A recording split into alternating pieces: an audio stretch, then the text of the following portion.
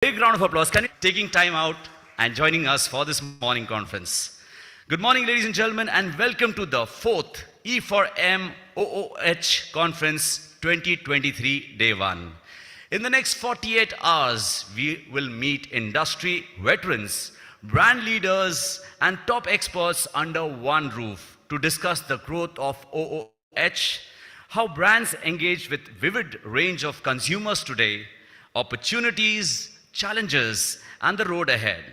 Today, we have an opportunity to directly communicate with industry experts, marketeers, innovators, and others involved in the OOH, out-of-home industry, and the people associated with it. Ladies and gentlemen, I am your host, RJ Rahul Manjal, and it gives me immense pleasure that, I'm a student of advertising. Yes, I did study advertising, moved on to radio jockeying, but this topic is very close to heart. With the theme of OOH, Fast Forward, today on day 1 of the E for M Out-of-Home Conference 2023, industry leaders and experts from the ecosystem will share their insights on a wide range of topics under the sub-theme of traditional out-of-home.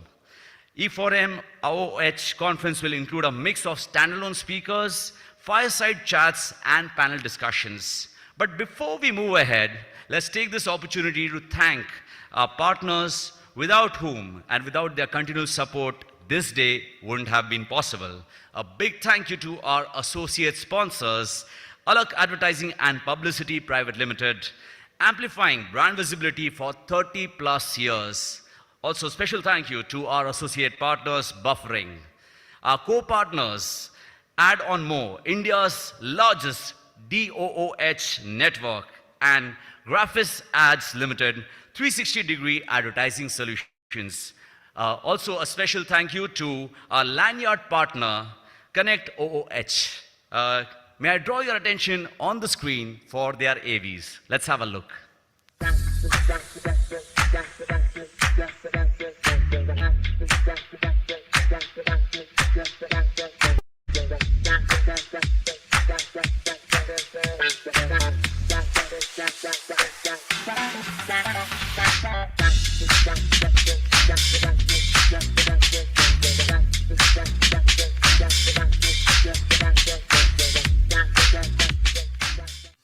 Outdoor campaign is defined by 3 terms: impact, impact, and impact. Graphis Ads, a leader in outdoor media advertising, has been helping businesses reach their customers for more than 50 years. From traditional billboards to digital displays, we offer a wide range of advertising options to suit your needs. Don't miss out on the opportunity to reach your target audience. Contact us today to learn more about our advertising solutions.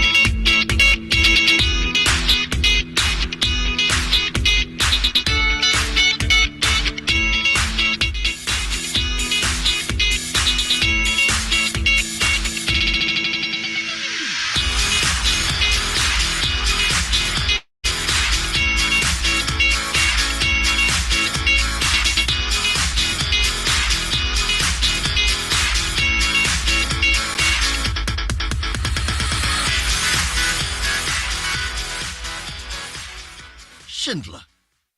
We elevate.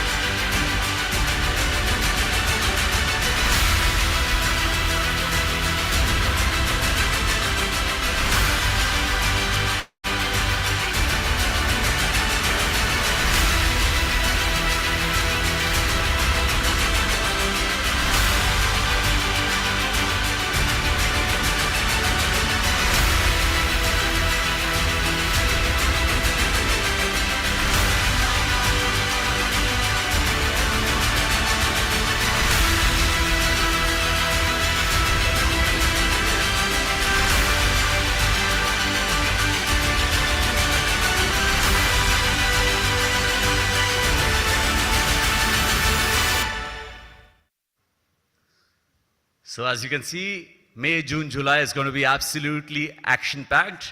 And ladies and gentlemen, just to share with you, we will also be tweeting live throughout these 2 days of the conference on Exchange for Media's official Twitter page. So make sure you also join into the conversations using the hashtag E for M Neons OOH. Yes, it's plural. E for M Neons OOH. We request you to keep the conversation going online as well by sharing your thoughts, your experiences, and also in case you have any questions for our guest speakers, other than meeting you in person, they'll be happy to help you and answer your questions on the online forum as well. Talking about digital worlds and digital India, to view the conference agenda, all you have to do for today and tomorrow, scan the QR code that is there on your name badges. Once you scan it, you'll find the agenda for day 1 and day 2 as well. With this, let me invite a gentleman on stage who's created a legacy with his work, and you'll never run out of topics when you have a conversation with him because he's a vast ocean of knowledge. Let's put a thunderous round of applause for Dr. Anurag Batra, Chairman and Editor-in-Chief for Exchange for Media Group. Let's welcome him with a huge round of applause, everybody. Always a pleasure meeting you, sir. Morning. It's my honor and privilege to be here at the 4th edition of the E4M OH Awards and Conference. We have the Neons, which are the OH Advertising Awards tomorrow, which have been done through a jury process.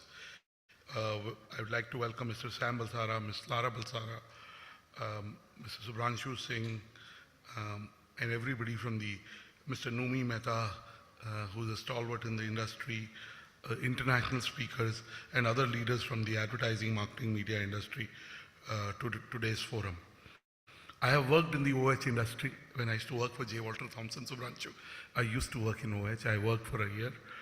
And some of the people I've worked with have grown very big, not in terms of size, but in terms of the impact they have. But I must say, in the last 23 years, I left the OH industry 23 years back, started Exchange for Media 22 years back with Naval. A lot has changed about the OH industry, and a lot continues to be the same about the OH industry. And I'm sure Sam and other practitioners and leaders will bear me out. First of all, the Indian OH industry was fragmented 2 decades back. It continues to be a very fragmented industry. This year, when we launched the Pitch Madison Advertising Outlook, we said overall the ADEX will grow by 16% or more, and the out-of-home industry will grow by 12%. The out-of-home industry is less than 5,000 crores. It's between 4,500 crores to 5,000 crores, taking the growth into account. It is more organized than it was 2 decades back. Government has become an even larger partner. The inventory is primarily coming from the government, while cinemas, retail spaces have become very important ambient media, but government continues to be the largest provider of inventory. New players have emerged, but not too many, unlike other sectors where much more new players have come. OH continues to be a very regional play. In every regional market, you will find regional players. If you take Rajasthan and Jaipur, there's a certain player that is ruling the roast for last 2 decades. There are very few national players, almost no national players, except if you take the airports into account, then you can call there is a national player. The digital OH, we have a special emphasis on digital OH today. Is growing bigger. The integration of screens with mobile devices and all other engagement platforms is leading to an interesting play. 2 decades back, we would talk about lack of measurement in the OH industry. We made lots of progress, but still a lot more progress is needed in the area of measurement in OH. What can be measured can be improved. What can be measured, more money can be put in it. As I said, when we did the Pitch Madison Advertising Outlook 2023 early this year, we said the ADEX will surpass, Sam made in his presentation, will surpass 68,000 crores, 67,603 crores, which was the ADEX in 2019. I think we are on target to do that, considering there are government elections. There are elections in three major states, uh, and the traditional mainstay advertisers in all formats, which are FMCGs and large Indian brands, are back. The OH and the overall advertising domain has taken a hit in terms of the startup sector getting lesser money and hence the impact on the money they spend on brand building. So there is a winter of investing. It continues to be there.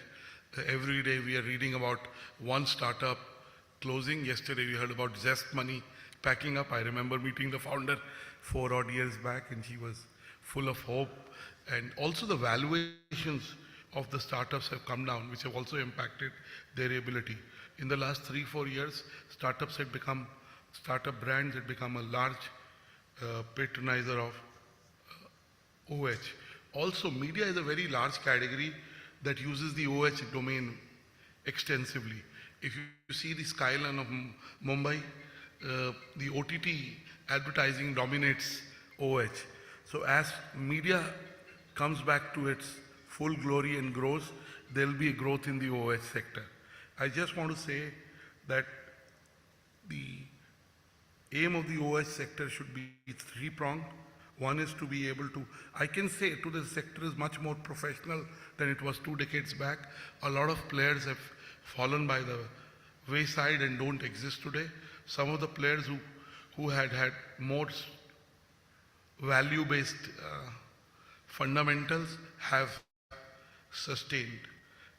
The OH industry has a potential of growing much more than the 12% we projected in the Pitch Madison advertising outlook.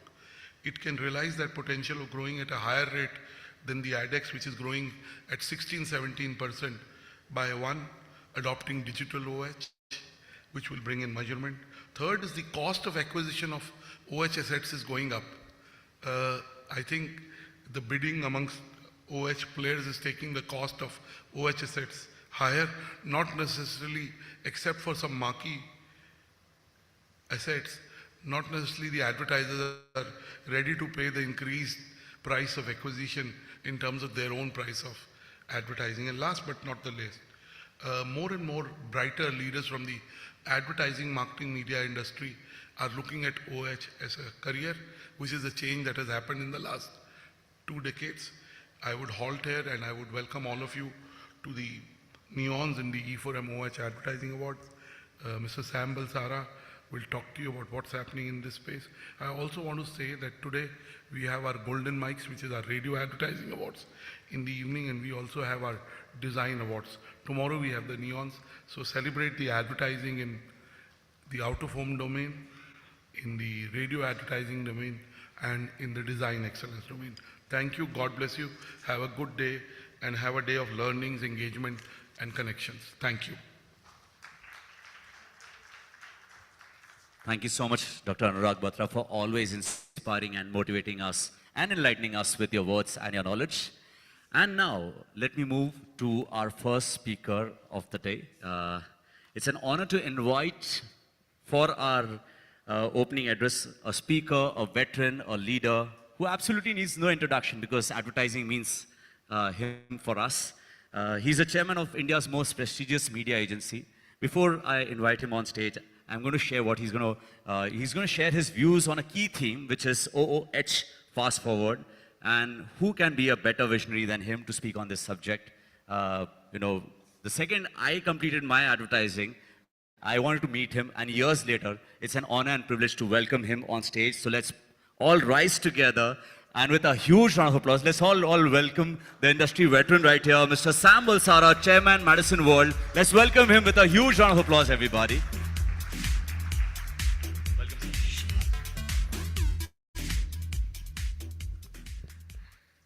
Good morning, everyone.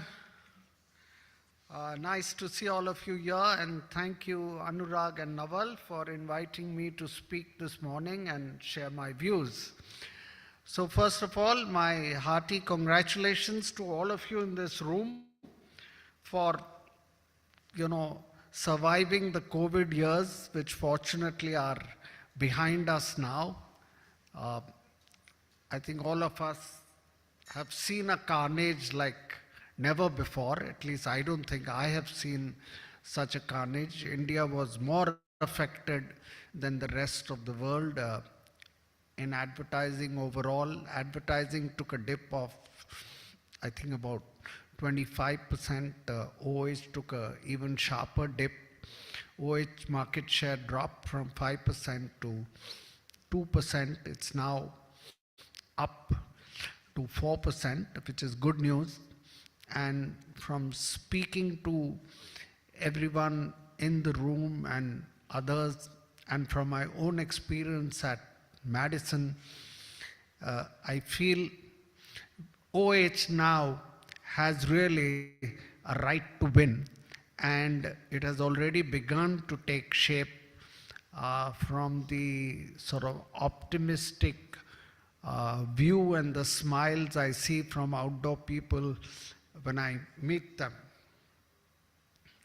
Now, whilst all that is good news, I think at conferences like this, it's probably an opportune time for us to sit together and discuss and debate what can we do more to, make the flag fly higher and higher. So over the years, I'm not an outdoor expert, but yes, I've been around in marketing and advertising for 50 years. So I obviously have a point of view on what outdoor should do to actually gain back its market share. For a long, long time, globally, outdoor used to have a 7% share of ADEX. Over the years, today, it is 4%. Obviously, outdoor as an industry has been growing, but the fact that its share has come down to 4% globally, not just in India, means the other media are growing much faster than outdoor is. So why should we in this room allow that to happen, or what can we do so that outdoor can also grow much faster than it is doing now? And that, I thought, should be the theme of my 15-minute talk to you this morning. So to give you a global perspective, according to Walk, whose figures I respect because they are an independent agency not involved in the media business, they're more a third-party research kind of agency. According to them, the world today spends $880 billion on advertising. Yes, that's the size of the global ADEX market. And despite COVID, if you take the last 10 years, last 5 years, it has been growing at a compound annual growth rate of 10%. Of course, we all know this, that, the new dazzling mistress in ADEX is digital. And, digital never fails to surprise me or all of us in the room. Do you know, globally, digital has gone up in share from 33% to 56% today. That means digital alone is larger than all other mediums put together. Now, I'm talking global figures, not India figures. Even the mighty television, which we thought was invincible at one time, and the favorite medium of most large, big, multinational and Indian companies who even today spend 70 to 80% of their huge budgets on television, is beginning to soften. Television globally has lost its share from 39% to 29% today over last 5 years. Print seems to be the worst affected, and the carnage there is dramatic. A drop of 14%, a share of 14% is now down to 6%. Actually, India is one of the bright spots for print, where it still has a share of 22%. So given all this, you may say that we are doing reasonably well. At least we have grown our share back from 2% to 4%. But is that really good? Or is it good enough for us? Should not our ambition be higher? Digital technology also, has not just penetrated OH or outdoor. Actually, it has penetrated every medium. If you take television, now within television, I would say we have connected TV, which is nothing but digital. And in OH, my figures say globally, digital now contributes 27% to overall OH. In India, it's a little lower, but I was happy to hear from Numi this morning that actually our local municipalities are now encouraging you to put up more digital screens, which I think is very good news for all of us, including the advertisers. So now let's take a little closer look at OH and what we can do to sort of further build on the momentum that we now seem to have gained. Now, I recently did some analysis to see which countries do better than 4% in OH. 4% is the global average. Now, the countries that do much better are Japan, and it has topped the list for the last 3 years with a share that is almost 3 times the global average. So in Japan, share of OH is 12%. It's followed by France, China, Russia, and Germany. All these countries have a much higher share of outdoor. On the other hand, UK, Brazil, USA, and Italy are lower than the global average. Now, I think we should try to analyze those countries which are higher. What are they doing in outdoor? How are they wooing the advertisers there? And how are advertisers looking at outdoor in Japan versus in India? I also tried to do an analysis to see whether there are sharp differences in the category-wise contribution to global ADEX and OH, to see if OH should give special attention to certain categories. And what I came up with is that we're not very different, except in the very large FMCG category in India.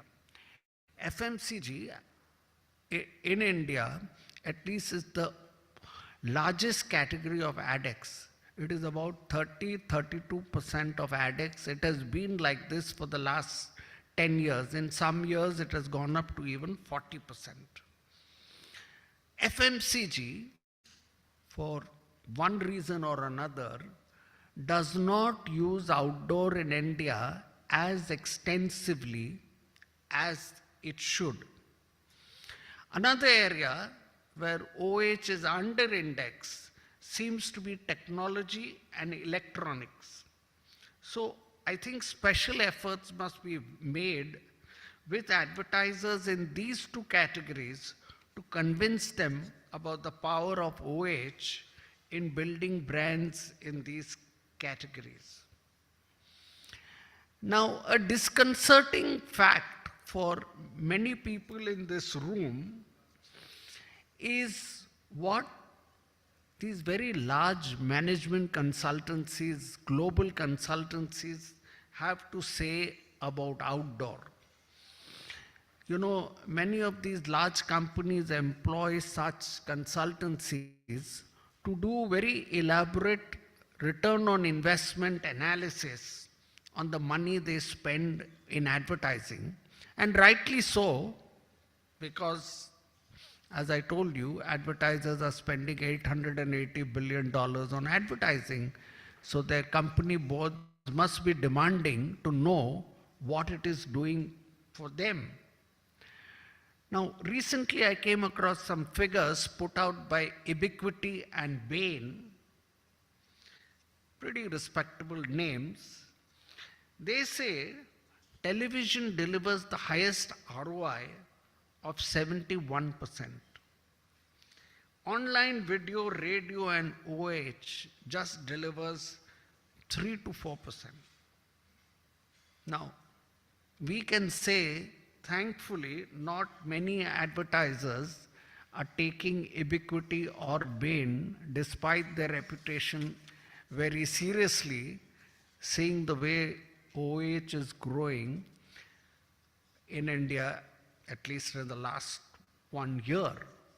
But this is something that I think we as a group should try to address. Now, I have kind of often wondered, based on my personal experience with some advertisers, as to why outdoor is not growing as much as it should, or outdoor does not have the kind of share that I believe it deserves to have in India's ADEX. And I came up with a few reasons. The first, I think Anurag alluded to it, is I think widespread diffused ownership. A lot of issues could get resolved if there were few large corporate players with good holding power to deal with agencies, clients, and authorities. Whether we like it or not, the unfortunate truth is media today is bought and sold based on some very, very stringent negotiations. And it is important, unfortunately, for the seller to have some holding power. If you see other media, they are concentrated in the hands of a few players, and therefore they have better ability for holding power. The second and very important point, I feel, is lack of advertiser confidence. Now, this stems from four things. One, lack of credible third-party monitoring. I recently was in a large outdoor pitch. I think I have not attended too many outdoor pitches. But the one question the advertiser asked, with what guarantee can you tell me that every board that you say that is in your estimate or plan, can you say with a certain guarantee will actually be up? It's a telling question for all of us to reflect in this room.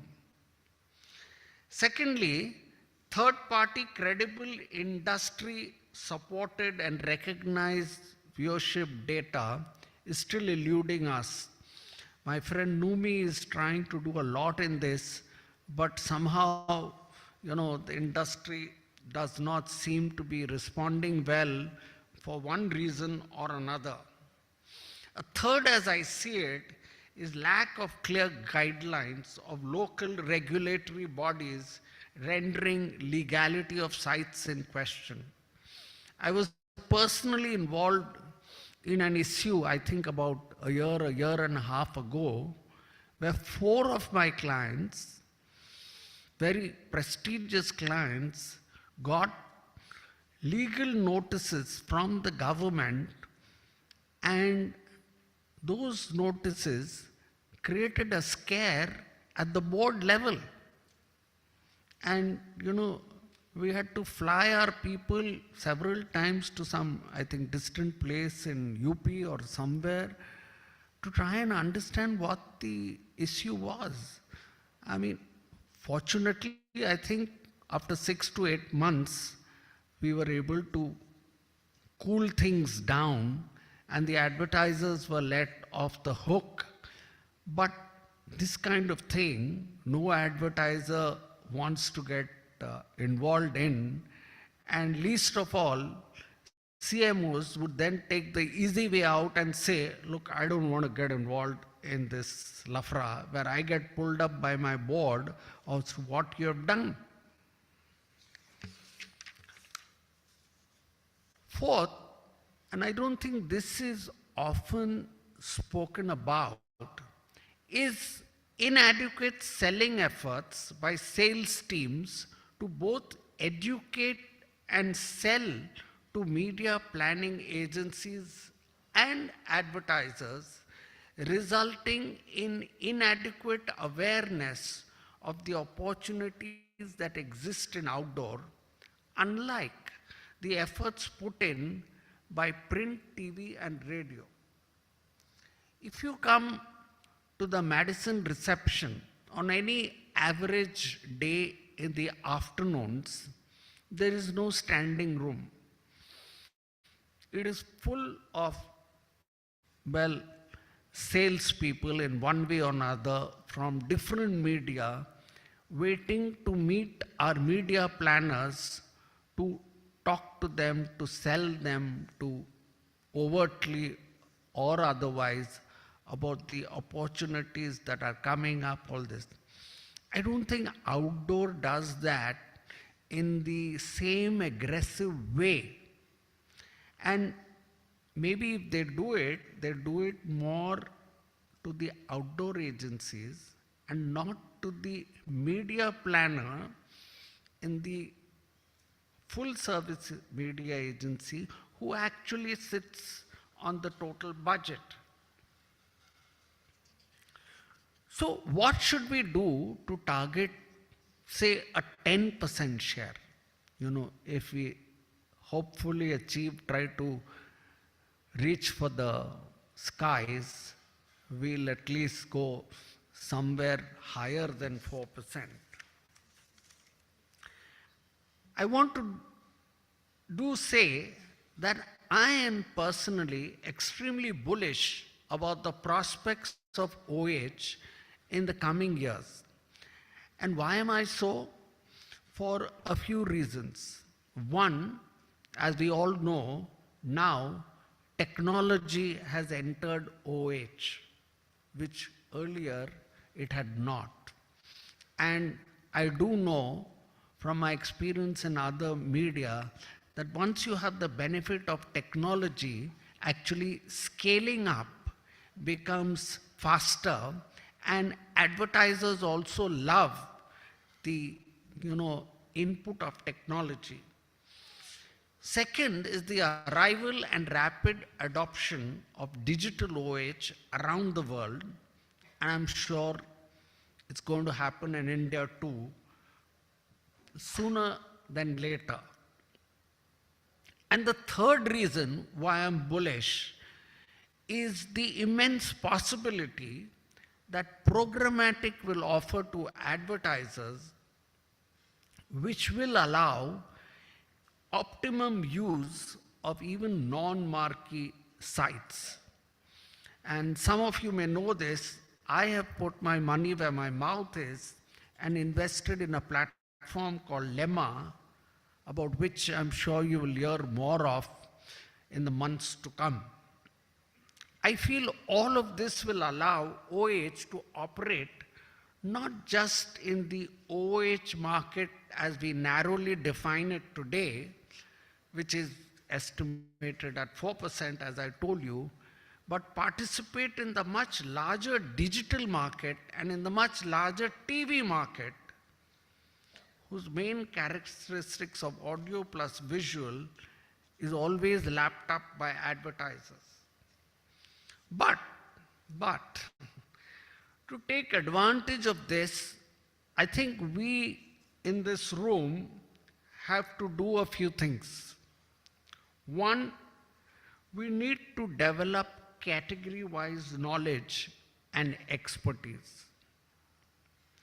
We need to develop case studies of when outdoor works, how it works, why it works, what works, and when it does not work. And we should not missell outdoor. Understand why some countries do better. Why does Japan do better? And try and incorporate some of those learnings here. Understand why some categories do better. And we need to present these and talk about all this in A&M industry fora like this one, write about it in AMN journals and websites, and in one-to-one meetings at agencies and advertisers' end.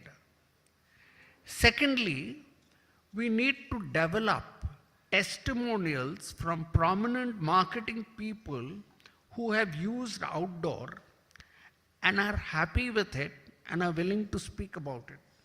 I don't see too many such testimonials floating. Some time ago, I was asked to present my views at one outdoor congress, I think in Malaysia, and I asked 5 advertisers to talk about their experience with outdoor, and I was surprised. They gave their, I believe they were honest views, but they were extremely happy with what outdoor was doing for them. But I don't see such videos floating around in India. Thirdly, I think we need to get the media planner at the main media agency, who should be media agnostic and who has the ear of the advertiser, to be more familiar with such successful outdoor case studies and also be familiar with the opportunities available and a few basic mechanics like rates, impressions, viewership, and whatnot. I dare say today they are not. And of course, we need to build advertiser confidence in outdoor, trying to take care of as many impediments as possible. Some time ago, I had done an analysis. May not be a very thorough analysis, but there are only about 550 advertisers who spend more than ₹1 crore in outdoor. Now this number is just too low in a market where there are lakhs of advertisers using digital and definitely a couple of lakhs who use print. Why are advertisers, mega advertisers, only 550? I think it's something that we have to address. And my last point, and I made this point before in other industry forums, is the importance of creative in outdoor. Even recently, Google had put out a study which said that 50% of the impact that an ad makes is because of creative content. It's only the balance is affected or impacted by media. Now, the truth is, historically, creative reputations of individuals or even agencies have been built on, television advertising. Advertisers also, I've seen, spend 95% of their time developing creative for advertising films, and even those who use outdoor do not pay adequate attention on the creative used in outdoor. I hope I'm wrong, but in my view, almost 50% of our sites have creative that I believe is not ideal. It is overcrowded, too busy, too many words, not enough color contrast. They do not use typeface which is suitable for outdoor, and very often the layout is not suited to the parameters of the site. I use the C-link very often, and I've seen there is a large hoarding that has come up in the last 1 or 2 years on Taj Lands End. And I see that hoarding, I'm sure many of you have seen it. More than half the time, I'm sure it's a very expensive hoarding, the layout or the creative use is not suited to that hoarding. You can't read it clearly.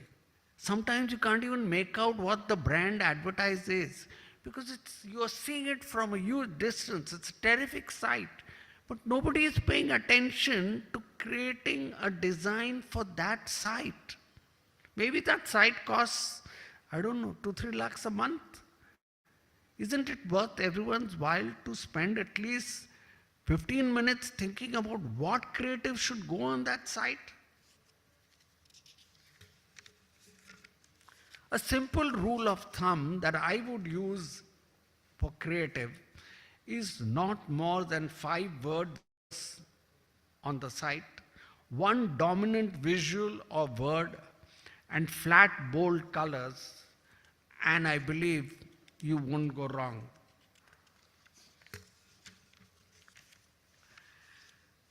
So, guys, I'm very bullish about the possibilities that outdoor is going to present to advertisers with the rapid development of technology, but I think it requires some serious work from all of us in this room, especially those on the sales side, because ultimately, they're the ones who rake in all the money, to begin to invest seriously in this medium beyond what we are doing today in terms of technology, in terms of deep knowledge, in terms of sales efforts, and some of the things I spoke to you this morning. So thank you very much, everyone. Have a good conference.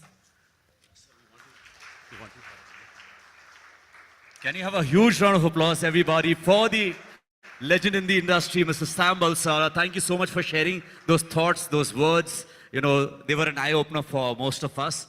But with this, we'd like to present from the E4M team a memento. May I request Letitia Lim, CEO of QED, to please join us on stage and do the honors. Let's welcome her with a huge round of applause, everybody.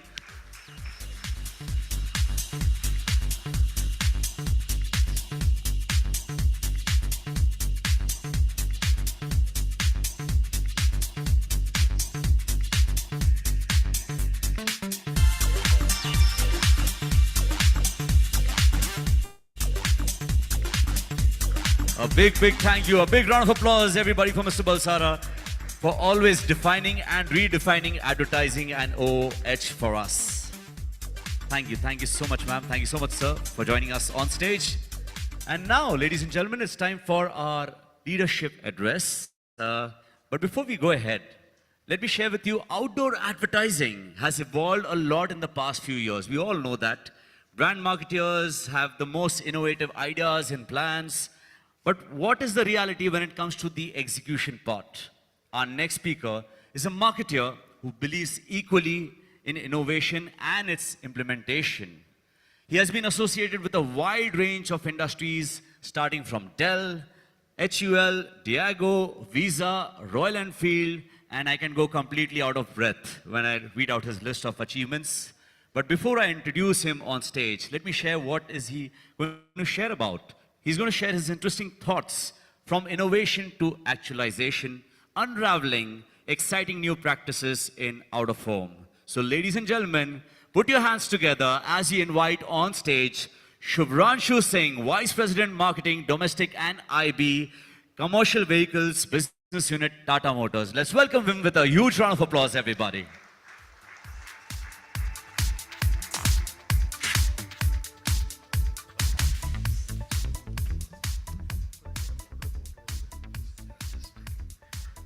Good afternoon.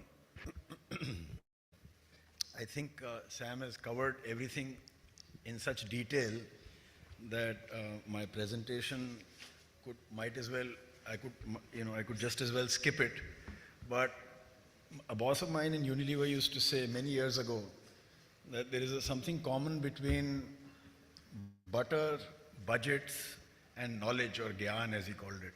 He says the lesser you have, the more you spread. So with that thing in mind, I think the little that I know about out of home, I will share with you today. Presentation is broadly in two parts. The first part I'll cover from an advertising continuum standpoint. I think Sam was making the same point, that it's rarely that people make decisions based on one kind of stimulus or consumption of one type of media.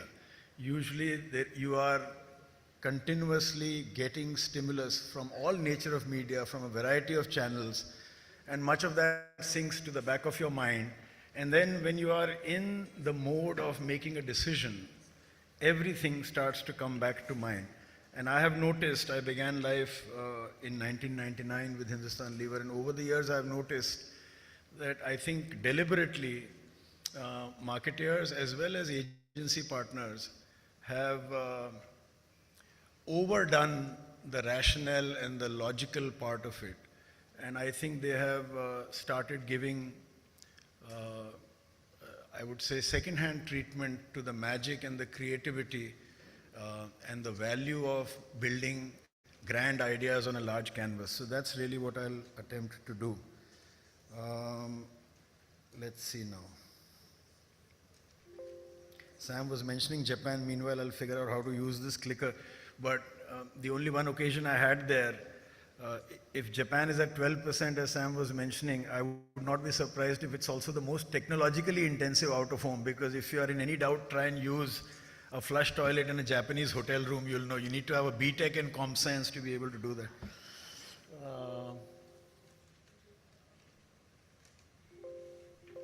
Excuse me, how do I? Okay. Right. So the first thing I wanted to say was the oldest form of advertising that we encounter every day that's on all your tables is a flower.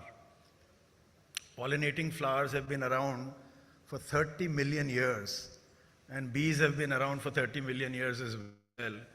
And the reason why evolution has created a flower is to be able to attract the bees so that they can get nectar and they pollinate.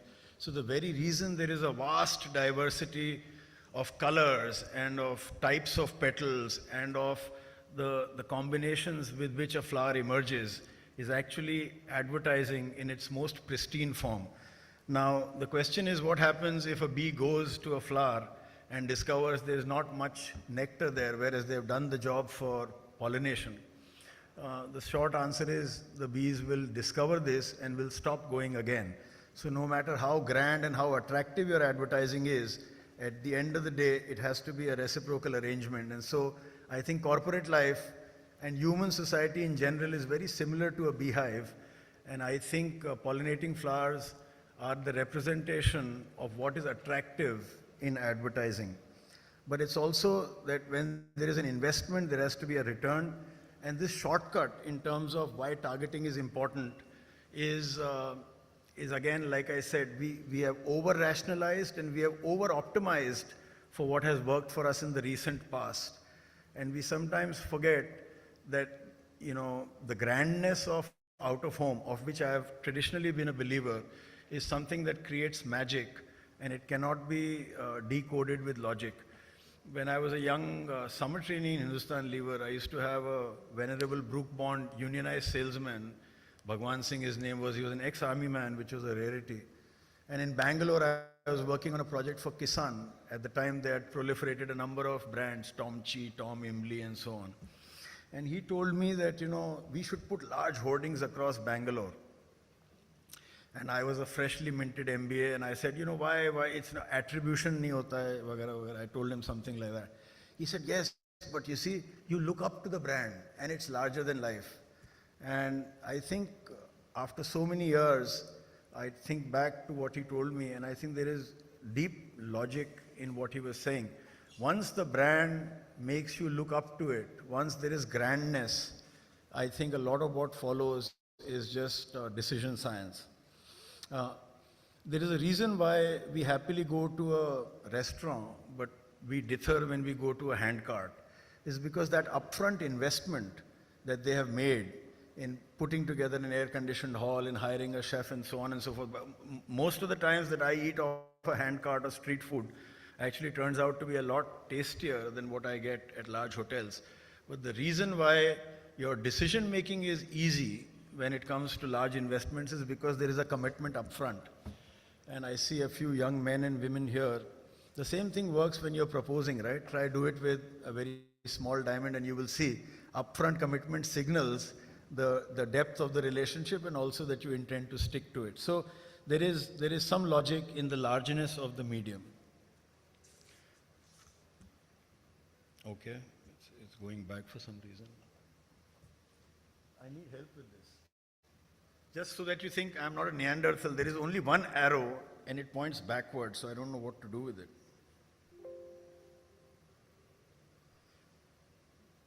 They have abandoned me.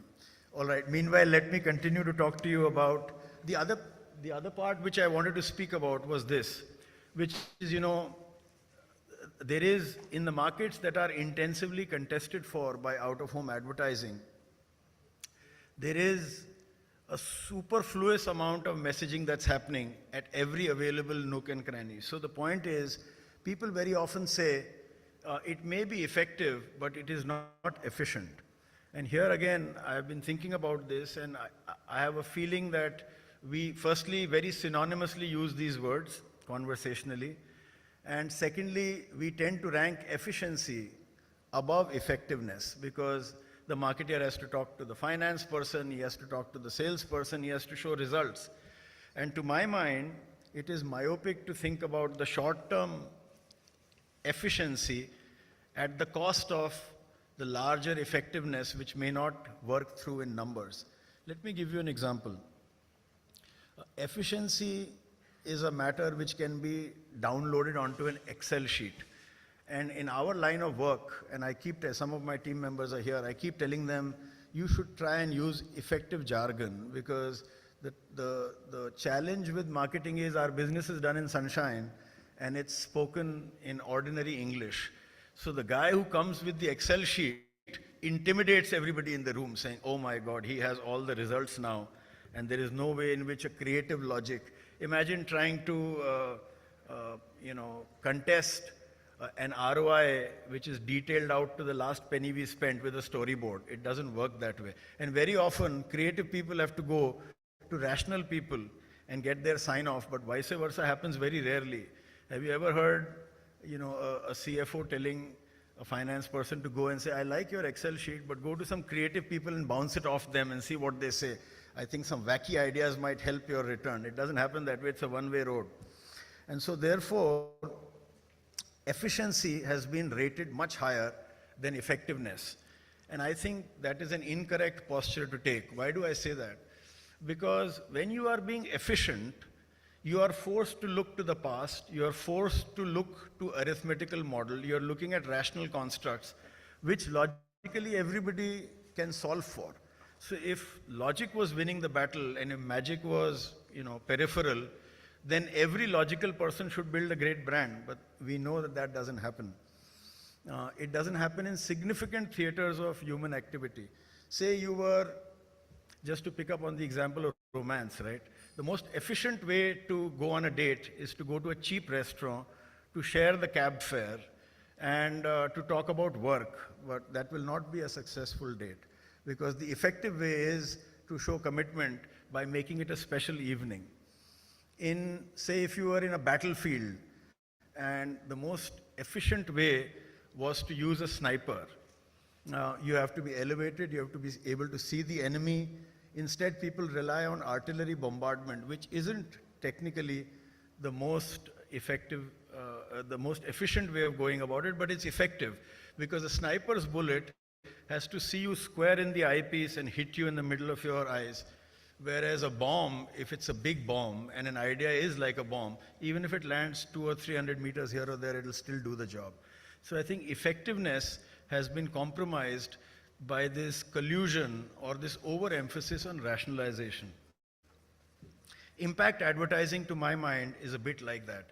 If you see a lot of grand creative expression, it starts to sink to the back of your mind, but then it starts to crystallize there. And I have worked in Alcobev, I have worked in financial services and in FMCG.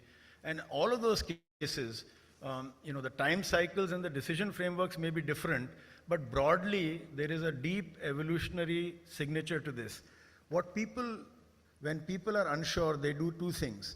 Either they continue to do things that they have known of in the past.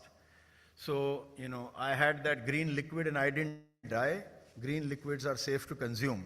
Or if on that given day I can't find a green liquid, then I look around me. And if everybody's having the purple liquid and surviving, then it's safe to have the purple liquid. So there is a large evolutionary logic to going for things that are larger than life. I was presenting recently to our board and I told them that when I get any kind of escalation from consumers, they always write, I didn't think this could happen with Tata. So even though we're Tata Motors and commercial vehicles, conversationally they tell each other, Tata ki gadi. And so everything that they think positively about 155 years of leadership with trust, country building, integrity, pioneering, all of that distills through in every vehicle they are buying. And so it's a very important point that, let's go away from the microscope and start to look at things through a telescope. I got it now. I've understood what you need to do. Now, the other thing is signaling and, the whole concept of dual audiences. It works in two ways. One is when I am not concerned, I am still an audience, member of the audience, because it's addressing the universe. And the other is when I am the recipient of a message which is most relevant to me. And it happens to all of us. If you are looking to buy a car, all that you will see is car advertising. If you're looking to sell your apartment, all you are wanting to do is to find brokers or people who are wanting to buy an apartment. Now, the way it ladders up is those people who are not the directly interested audience but are in the universe, once they are immersively soaked in the idea that this is a brand worthy of respect, that it must be a big deal to them, which is why they are putting up hoardings everywhere, or it is a big deal to them, which is why I see the television ad reflected in print and then I see the print ad in a mutant way up on an outdoor hoarding, then that signals to them that you are serious contenders, that it is worthy of respect and trust. And trust building can happen only with largeness. You cannot, let me give you a parallel example. When I got married, my grandfather, who was a very social person in a feudal mindset in Rajasthan, for 9 days before I got married, every day I had to accompany him to meet some old colonel or general, and he would go and say, my grandson is getting married and you please come. And I said, if you send them a card or make them a phone call, they'll still come. But he said, no, it tells them that we are delighted, it's an important social occasion, and it is for social reciprocation. They came home when their children were getting married. It behoves upon me to go when you are getting married. And in this context, I was thinking about it yesterday. You don't go and get married at everybody's house. Yeah? My grandfather didn't say, "Acha, ab aapke ghar aa gaye, yahan par bhi fere kara lete hain, then we'll go to the next place." You get married at one place, you call everybody there. And that is the addressing of the universal set. And this is pretty similar to what advertising at scale is trying to achieve. And while I am an equal adorer of digital advertising, I find that this measurement before creative is like putting the cart before the horse, in my opinion.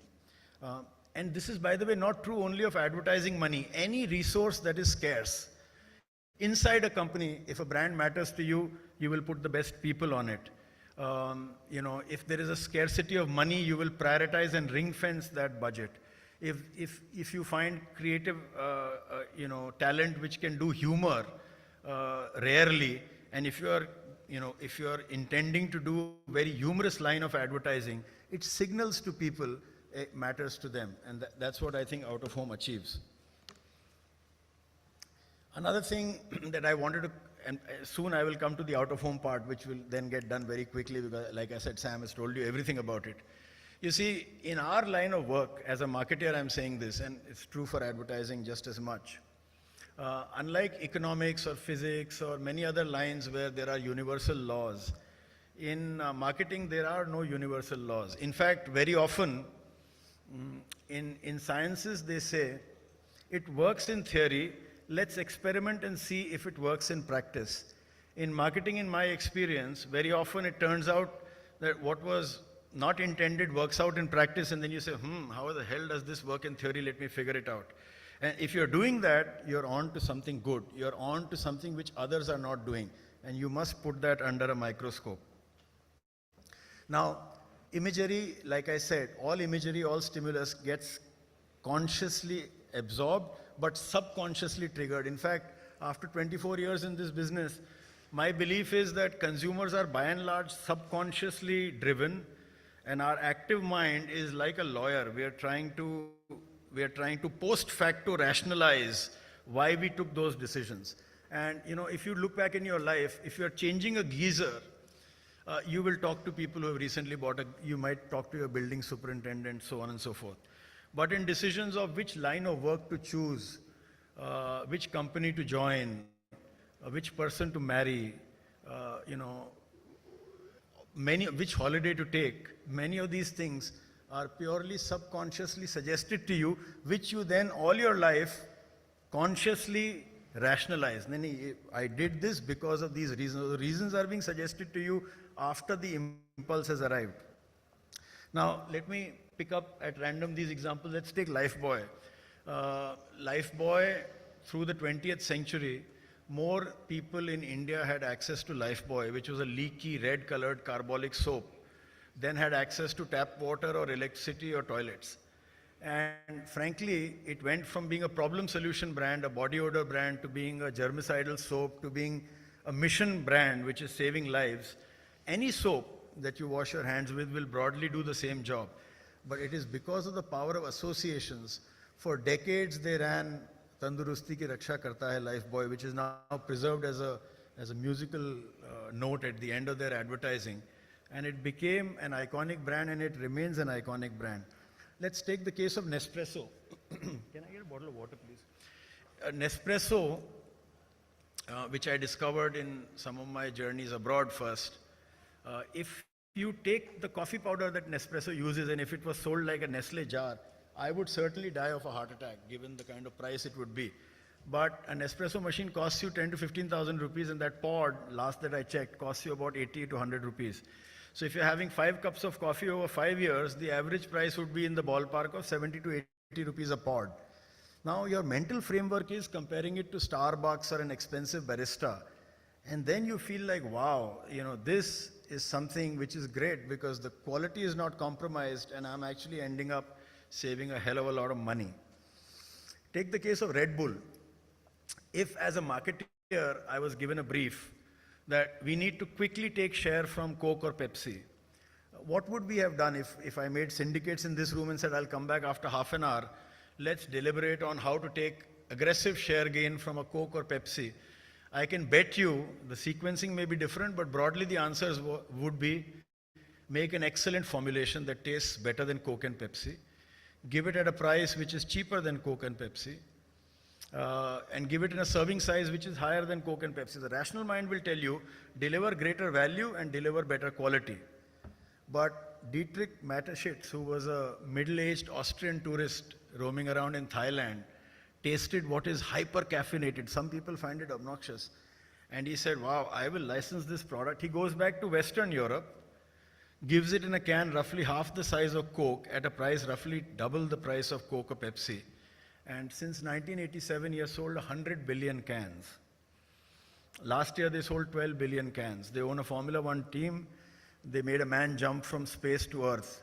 If this was being done with logic, it wouldn't get done. And a lot of this advertising rationalization works in exactly the same way. And I am not opposed to method purity. I am not opposed to return on investment. In fact, my life depends on it. But I'm saying between the short and the medium term and between the large term, between the immediate impact and the larger impact, we must own this dialogue. And as marketeers, we must go to our management committees, to our boards, and aggressively ask for doing the right thing. Last but not the least, everybody knows this case. A copywriter and an art director at DDB got a brief for a small, awkward-looking, ugly car which had a Nazi pedigree in post-war America. And this was a time when big was beautiful in America. They used to sell the Lincoln Continental, the Cadillac, and the Ford Thunderbird. And Helmut Krone came up with think small. So they completely changed the dialogue on the category code. And sometimes when you're doing disruptive things, when you're doing things which are going against received wisdom, you need a canvas that can justify that splash or that impact. And I think out of home provides that. So now let me stick to my business. What are the problems in the commercial vehicles industry? It's a very large industry in India. It's a bedrock of the economy. Every part, the LPG cylinders that you get at home, this water came to this hotel, the construction material that built this hotel, the carpeting, everything here arrived on the back of a commercial vehicle. Commercial vehicle businesses are highly rational. The consumers are business people. But our category has made a presumption that the consumer is only and only value driven. So they only think of specifications, comparisons, they're only seeking return, which is not true. So soon after I came to this business, I told one of my senior colleagues, I said, I've never seen in India somebody decorating their car, no matter how expensive that car is, with phool patti and with, writing slogans on it. But you see any small commercial vehicle or a large commercial vehicle in India, after buying it, they will take it to a secondary market where they sell specialty stickers, or there are artisans at work to decorate that vehicle. If they didn't have a deep emotional connect, why would they be doing that? Why would they be embellishing it? So the first category issue that we had is that over a period in time, the creative codes became a bit like tofu. It's colorless, odorless, tasteless. Everybody's tofu is the same as anybody else's tofu. So how do you break away? How do you pivot away from this and make a larger impact happen? Secondly, in commercial vehicles, there are all modalities, business to consumer. So small commercial vehicles are brought very, very similarly to passenger vehicles or to two-wheelers. Then there is business to business, which is as you go up to larger fleets. And then there is business to consumers. Take the case of vans or buses. So all three modalities are alive, but there is no singular way in which to advertise and appeal to them. So naturally, you have to talk about the mother brand. So the reason why, for me, out-of-home works is when you have displayed creatives with a difference, you break away from the category code, which is quite precious. We are a large company. At last count, we were about 60 to 70,000 crore rupees top line. But within the business, there are several companies. So each one, small commercial vehicles, intermediate commercial vehicles, heavy commercial vehicles, passenger business, services, spare parts, and the digital businesses, all are housed within what is called, say, Tata Motors. And then we have, large numbers of managers who are in specific professional streams. Engineering people think like engineers, design people think like designers, sales people think like sales people, but there is the need for a brand wraparound. So whose responsibility is that, and how do we elevate all of this as a bundle? How do we elevate this to a magnificent brand? There again, I think advertising, and particularly out-of-home advertising, helps. And the best way in which to discover it,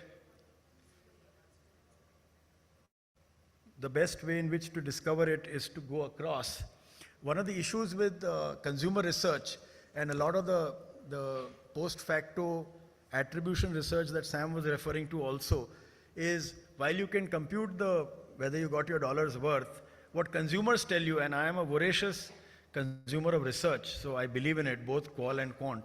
But the fact is, how do you know what consumers tell each other? So we were in a positioning exercise for the last year and a half, and what we were increasingly paying attention to was what they tell each other. And what they tell each other is safe, secure statements, like you can't go wrong with this. And they are people who are standing at a NACA or at a union stand, 30, 40 of them. They have a majority presence of one brand. In our business, a brand, unlike a sachet of shampoo or a bowl of soup, doesn't come in and get added to the repertoire and drop off again. It stays for 5, 7, 10 years. So if a fleet owner buys 2 trucks of another brand, he will buy spare parts from that brand. He will go to their service center. He will have an annual maintenance contract. His drivers will be trained on that brand and so on and so forth. So the stickiness of share is a very big deal.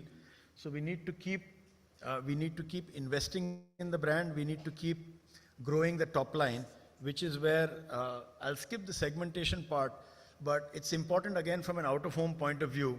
We talk about North market or East market, or where have we lost share to whom? But the fact is, only the proportions vary.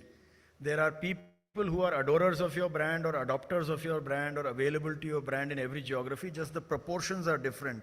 And marketing is over-invested, I'm saying generically, in the top right, where my brand aware intenders are also category intenders. That top right box is where all the energy is. For people who are category intenders but not brand aware, or for people who are brand aware but not really thinking of the category, we don't have stimulus that works them up. That key doesn't exist because all our plans are based on rational analysis of the top right. So we tried to do, where does this sit in the funnel? And in the funnel, I believe it sits right on the top, which is, do I know you? Are you big enough? Are you constantly beeping on my radar? Am I being able to look up to you the same way as 100,000 other people are? Because conversationally, brands, they are democratic constructs, And, I'll just take a leaf out of, I think, what Anurag was saying. Elections are approaching. I think politicians, by and large, are very acute marketers. All marketing can learn from how politicians change their narrative. And so while they're invested in digital, while they're doing a lot of attribution-rich and return-specific media, there are still these rallies happening. There are still the outdoor hoardings happening, and they are absolutely grounded in terms of having that consumer contact on a regular basis. Now, I don't have time left, so what I'll do is I'll show you one creative and then skip through. We have been patiently trying to apply out of home, married to the core creative. So we first take a creative thought, we make advertising, which is a more recent phenomenon. We are trying to adhere to new category codes. So in the case of our large pickup, Yodha, which competes with Mahindra's Bolero, it's a distant number 2 at this point in time. We have changed the category code to make it more macho, to make it more aggressive, to showcase its terrain credentials, because nobody gets into brochureware and spec-to-spec comparison. So first you make the advertising, then you take it to a large canvas. Let me play this ad for you. बादल बिजली बरसात हो या धुंधली काली. Sorry, my bad. I'll play this one. This is the Yodha. That was the intra. In the interest of time, let me play this one. भैया, bridge, cement school तक कैसे पहुंचेगा? वहां तक अगर शिक्षा पहुंच सकती है तो स्कूल के लिए सीमेंट क्यों नहीं? योद्धा है ना.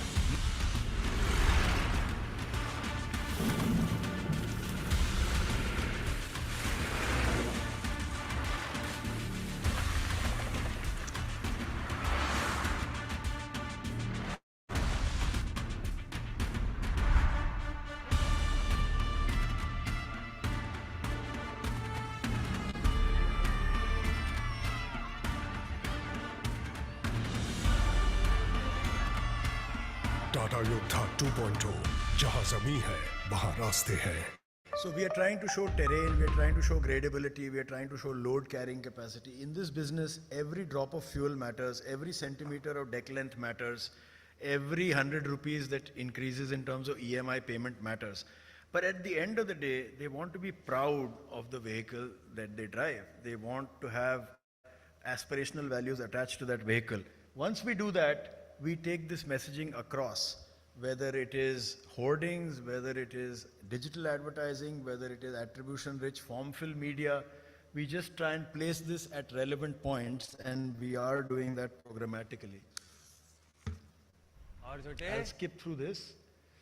Each feature has to be presented like one facet on a diamond, because if you're talking about two things at the same time, the vehicle does not get addressed as one lump sum. People are interested, mileage kitna milta hai, deck length kitni hai, turning radius kitna hai, but you can't showcase all of that in one outdoor hoarding or in one ad. So we try and break it patiently as far as we can, and I don't think we are quite to Sam's prescription in terms of having 5 words, etc. And that's a training I got as well very early on. This business is different. Left to its own devices, we would end up having a share prospectus here. So we are much better than what we intended to be, but we are still on the journey of making it sharper. Let me show you one interesting campaign that we did. Some of my colleagues who are in the room today have done this. There are safety features, there are technical features which people don't understand. So we decided, let the brand get promoted out of home and print, but let the technical feature be sold through storytelling. So let me show you this ad.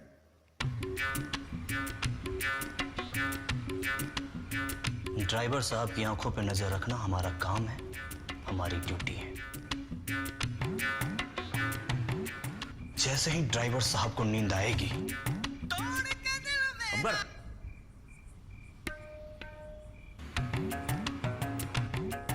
और अगर दोबारा नींद आई तो ये पागल क्या? पर कुछ भी हो जाए, ड्राइवर साहब को नींद नहीं।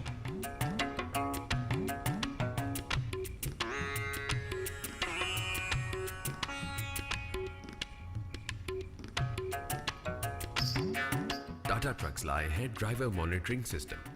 ड्राइवर की जरा सी भी आंख लगने पर अलार्म बजकर उसे जगा देता है, ताकि आपका ट्रक हमेशा सेफ रहे। अब सेफ्टी होगी और भी ज्यादा। टाटा ट्रक्स, देश के trucks. Now, even if one life is saved on the road, that's a very worthy thing to advertise. But it's also actually a very effective means, and there are a host of technical inputs to vehicles which cause less fatigue, which take you safer, which can track and trace, create a number of trips. So the reason I'm showing you advertising in an OOH forum is I don't see them as divorced. I see them as together. So the messaging has to be led by one and elaborated in a myriad number of ways through other means, OOH being primary for us. Now, state-specific campaigns, we must take care of context, because what works in Andhra is very different from what works in Assam. So far as possible, we have tried to embellish it, we have tried to superscript it, we have tried to go across a variety of languages. Same is true for category dynamics between CV passenger vehicles, cargo vehicles, mining tippers. One is not the same as other, and these are very highly involved purchases. A top-end truck would cost you 50-60 lakh rupees. The advertising will only bring it to the front of the mind. It's not going to do the deal by itself. So a lot of that negotiation happens across the table. And at that time, when my dealer sales executive or the territory sales manager is sitting and negotiating on a deal or with a fleet owner or a tender with a state road transport corporation, this positivity must exist in their mind. Now, one of the other reasons I prefer out-of-home advertising is because people keep worrying about what's changing in consumer lives. Marketers must be interested in what is not changing, what is remaining constant, because if you build on that, you're on good foundation. So now I'll skip through the rest of this portion very quickly. Yes, we are doing data and logic. We are doing it programmatically. We want to build the right context, the right framework. We want to understand the customer touch points, because my business is different. Where do truck drivers congregate? They are at nakas, at transport nagars, at union stands, at places where they play octroi, they are at road barriers. Where do they drive? They drive night and day. So what we see conventionally as out-of-home advertising is a very different world where the truck driver is concerned. And we are addressing truck drivers, but we are also addressing fleet owners, financiers, shippers or shipment providers, and also the logistics universe, because a large number of trucks are being sold as captive trucks to corporate owners. Say an Amazon or a Flipkart would buy thousands of mini trucks. We want to be able to tell them at the right places and remind them at the right places as well. We are doing audience insights through a variety of ways, but I think largely the 4 or 5 filters in the last year since, and we did a pitch as well, Sam. So the criteria was, do people apply the right filters on a heat map to say, where is the fuel station, where is the octroi booth, where is the large C&FA hub, where does warehousing happen, where are the arterial roads, where are the sub roads. You know, every time I go back, I live in Parel, when I go back from the airport, unmindful of Google Maps, the driver always asks me, "Main Dharavi se lu ya Dadar se?" This is like one of the toughest questions for humanity to answer, it seems. Every third day he asks me this. Because in his mind, taking a side route is actually more effective, because it might actually take a longer time or longer distance, but he does not have to exert the effort of waiting or navigating through thick traffic. So the consumer rationale for navigating traffic or traveling a longer distance is very different from a programmatic rationale for deciding. Google wants you to reach in the shortest time, but my driver wants to go with ease and comfort. So there is a critical difference. I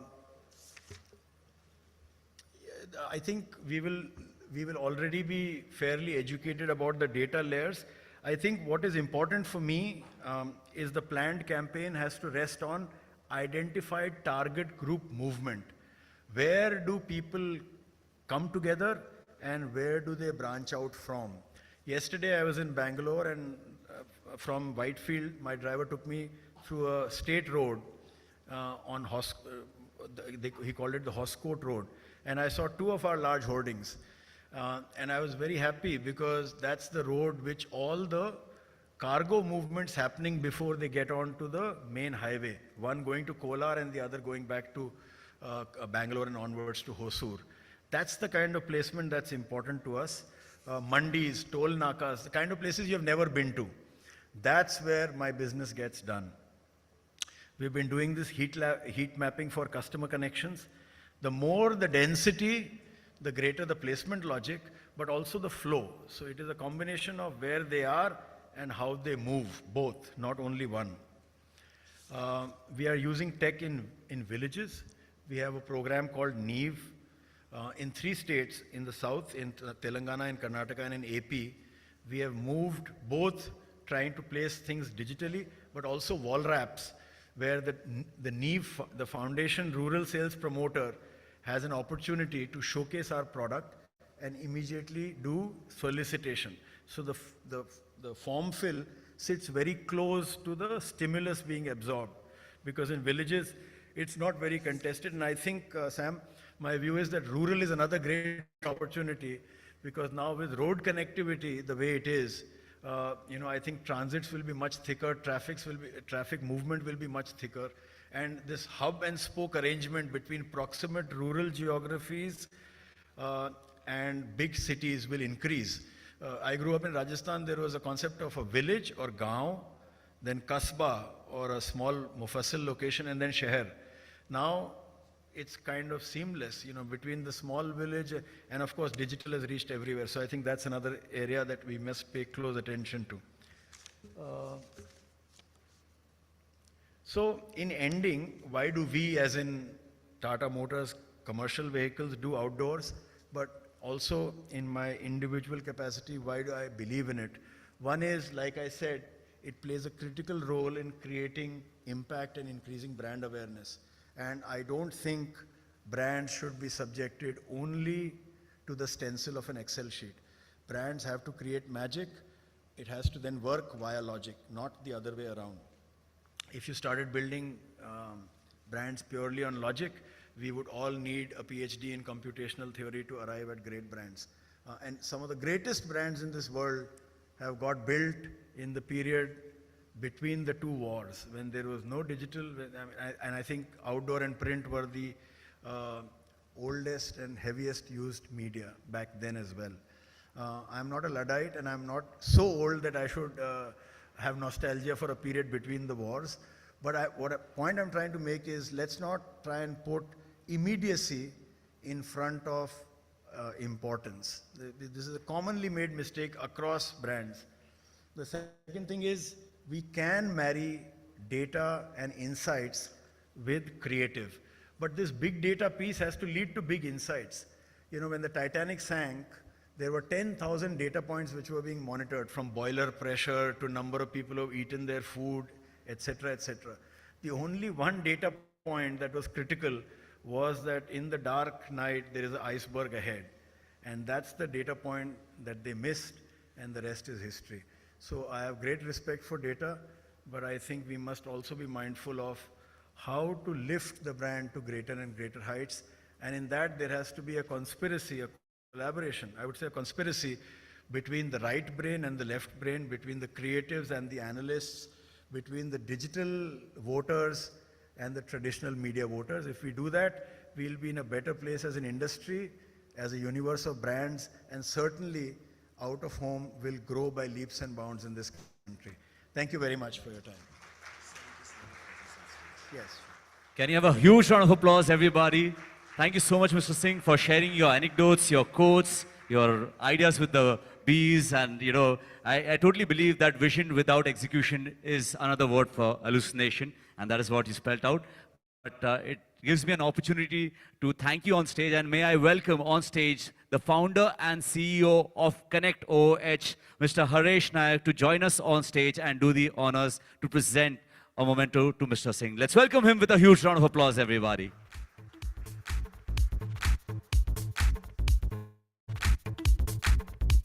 And I truly believe that the driver scanning system should be in every vehicle, sir.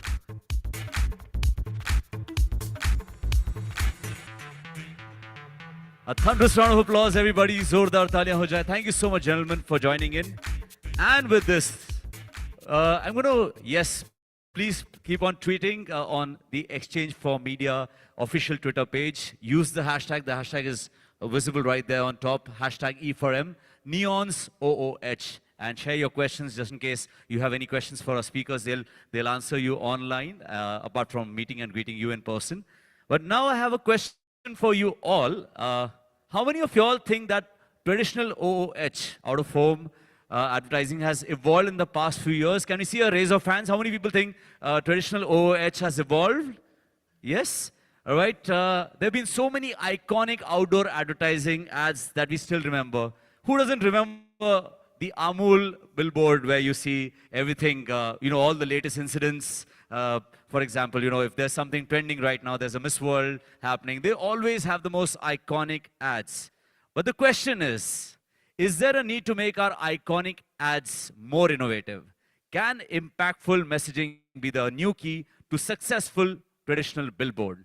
To show us the facts, we have an industry expert whose days start and end thinking of how OOH can be more effective for brands. With a huge round of applause, let me invite on stage a man with a golden voice as well, Mr. Arijit Chakrabarti, Vice President, Strategy and Creative, Kinetic India. Let's welcome him with a huge round of applause, everybody.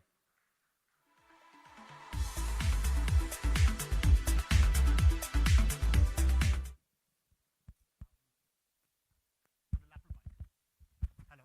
Hello? Audible? Hello? Yeah, it's audible. Right, right. Is it audible to everybody?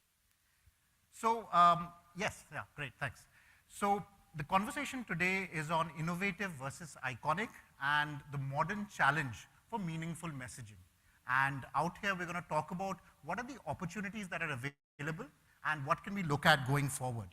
I'm going to talk about and showcase a screen, a slide immediately. This is not working.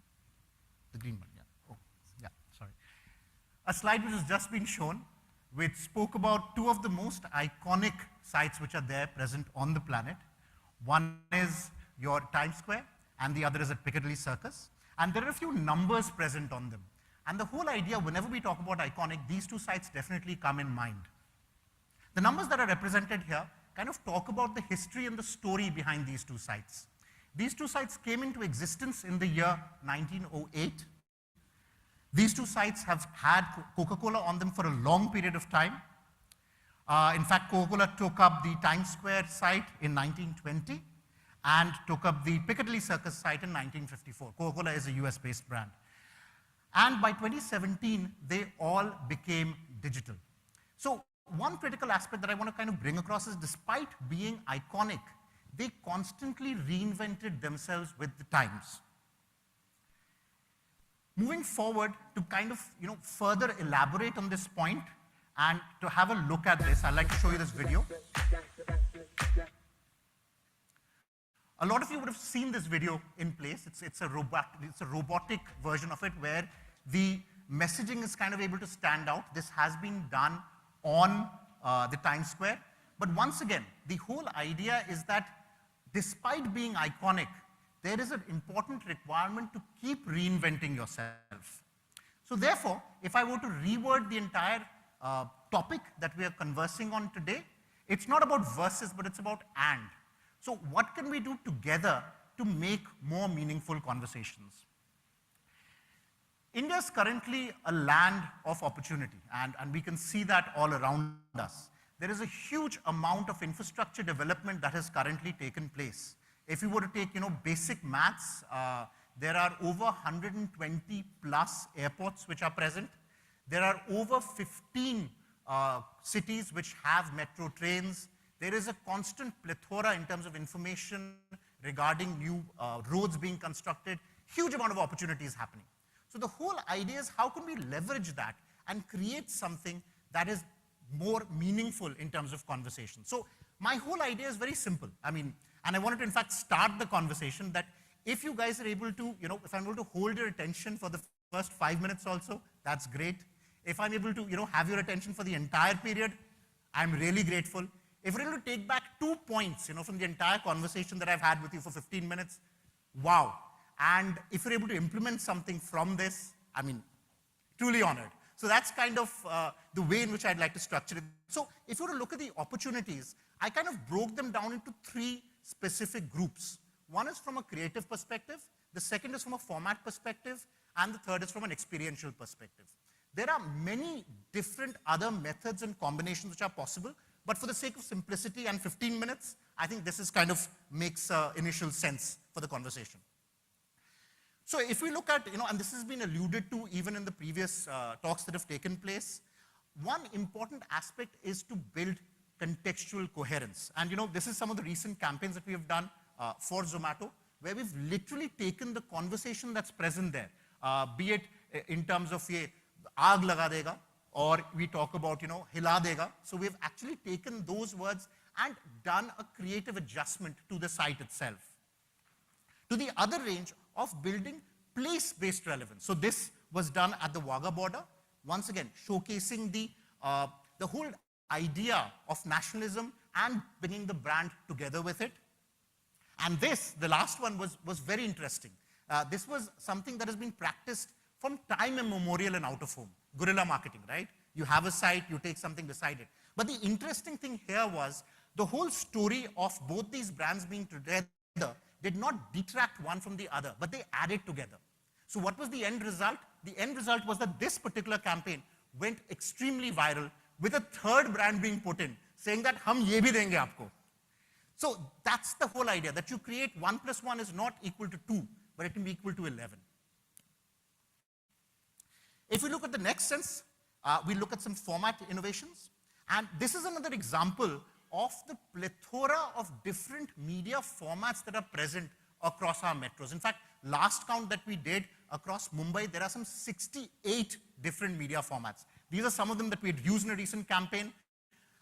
There is a huge opportunity to look at individual media formats and therefore drive meaningful conversations, which we are trying to do. And to create meaningful conversations, there is also DOH, right? DOH, very interesting, a lot of different opportunities come into play. There are, interestingly, some screens which are present, and not a lot, a few of the screens which are L-shaped, right? Which give the opportunity where you can create something beyond the usual 2D advertising. So I'll just play this video. This is something that we're extremely proud of. We did this after a lot of testing, and this is at the Garuda Mall in Bangalore. We can have a bit of the music if that's okay.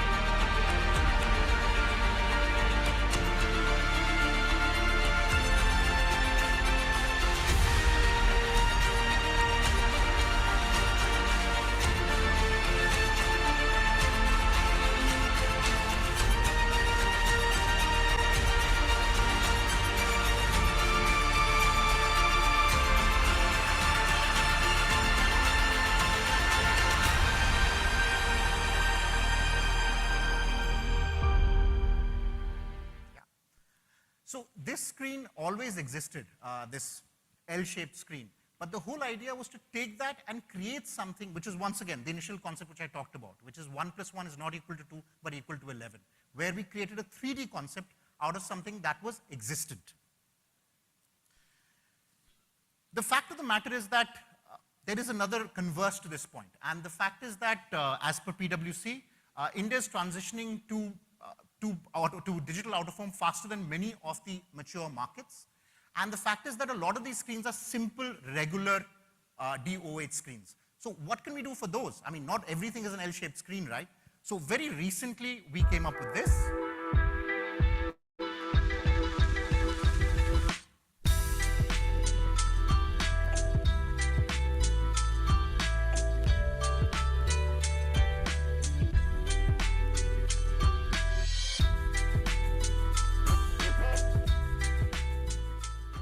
This has been executed in Mumbai, by the way. Once again, to create the whole idea of depth perception on a regular 2D screen as well, on roadside.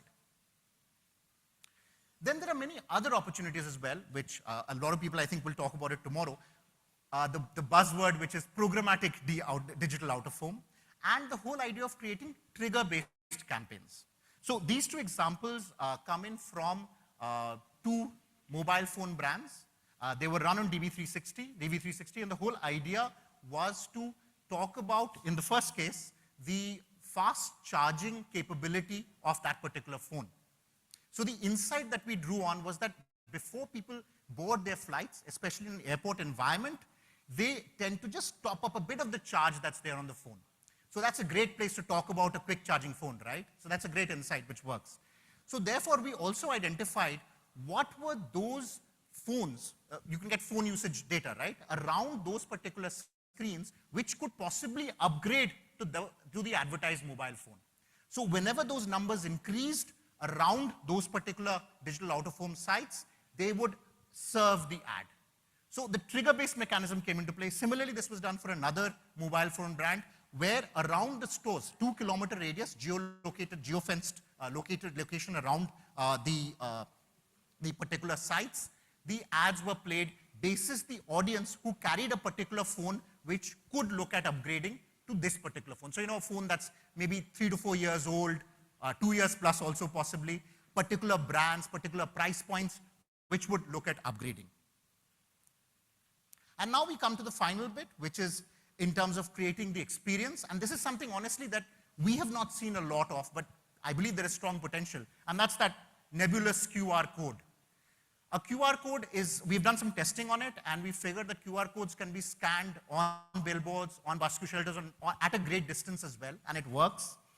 The whole idea is that thanks to this QR code, you can actually create a whole journey starting from the out-of-home billboard, which can actually end up translating into a final point of sale. This is something that's an opportunity that a lot of us could explore. And once again, what we spoke about initially in the initial talks that came in, where it's joining hands with the entire ecosystem of media that's present, right? And then the last but not the least, it's all about size. It's all about building bigness and creating immersivity at scale. And this is something that we executed last year for IPL. This was projected onto the Air India building beyond the regular out-of-home and kind of creates that sense of size and scale, which just makes the audience go, wow. So, if you, like I mentioned at the beginning, right, if I'm able to leave 1 or 2 points that you could remember back and maybe utilize across, this is what I would say, in terms of building iconic and the fact that innovative go hand in hand. One is look at data-based insights. It's a very, very critical step. A lot of us focus on the site, forget about the audience, forget about what we are actually trying to achieve. So look at insights based on data. Go big. I mean, the whole idea of out-of-home is scale. I mean, that's where it lives. That's the part which makes out-of-home come alive. And remember the fact that it's a one-to-many medium. There are a lot of opportunities, for example, the QR code, which can take that one-to-many concept and yet personalize it for the individual who's seeing it on his mobile phone. We spoke initially about the Amul ads, for example. Think of long-term where possible, because it does make sense. Once again, long-term with big equals to a great campaign, but it's not always possible. So if that is not possible, then definitely go ahead and look for some creative, innovative solutions that can make it much larger. And last but not the least, be mindful of the variables. Unfortunately, India is quite an expansive land, and there are a lot of different regulations, a lot of different variables that you need to play with. Don't forget them, because they can come and bite you on the backside later. So keeping that in mind, and I think well in time, thank you so much. Thank you. Cheers. Pleasure. Can you have a big, big round of applause for Mr. Arijit Chakrabarti for sharing his thoughts? And I thought, sir, we always follow the KISS formula, keep it short and sweet, and you've really, really maintained that. May I also request Mr. Alok Gupta, Director of Graphis Ads Limited, our co-partner for the event, to join us on stage and do the honors and present a memento on behalf of the team. Zordar taaliyan ho jaye, everybody, a big round of applause as we welcome Mr. Gupta.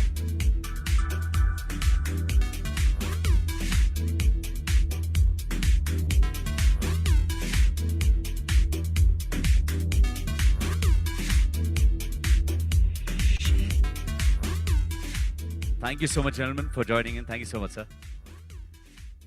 And with this, it's time to move ahead to our first panel discussion. But before we do that, I'm going to go into the audience and play a quick, an interesting quiz, if I may say. And this is called Riddle Me This. So can you have the presentation on the screen? These are these interesting words that we've got. And these are words that got added during the lockdown, during the past few years in our dictionary. These words did exist, but not in our dictionary. So let me just run through the rules. It's a quick 30-seconder that we have right here. You'll see a word on the screen with the alphabets jumbled up. Solve the scrabble, give us the correct answer. Let's do a demo clue. Let's have a look at the first one.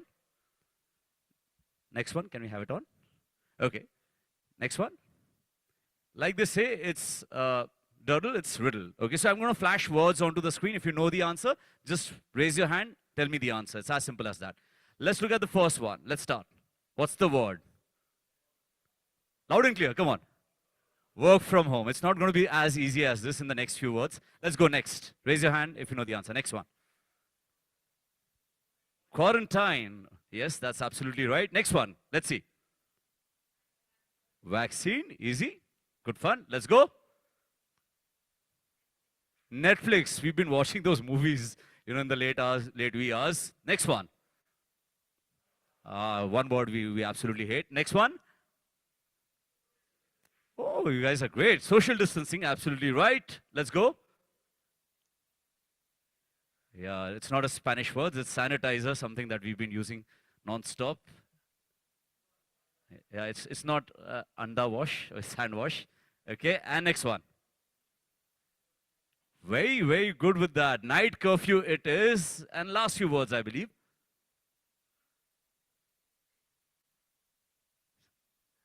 Zoom call. It took us a second or two to get this one. And next one. Wow, you guys are great. Oxygen cylinder it is. And I believe one mask. Yeah, कसम लेते हैं कि mask वापस पहनने की जरूरत नहीं पड़े. All right, so yes, we have the audience up and it's time for our first panel discussion of the day on the world of dynamic micro advertising and where out of home fits in. This session will deliberate on why advertisers should pump the brakes on ineffective formats and give out of home a larger slot, a larger share in their media mix during their major shifts. This session has India's leading marketeers and biggest spenders on out of home advertising format. So it's a pleasure and an honor to invite on stage. Let's welcome them with a huge round of applause, Mr. Ashish Bajaj, Chief Marketing Officer, Narayana Health. Let's welcome him with a huge cheer, everybody. Zordar taaliyan ho jaye.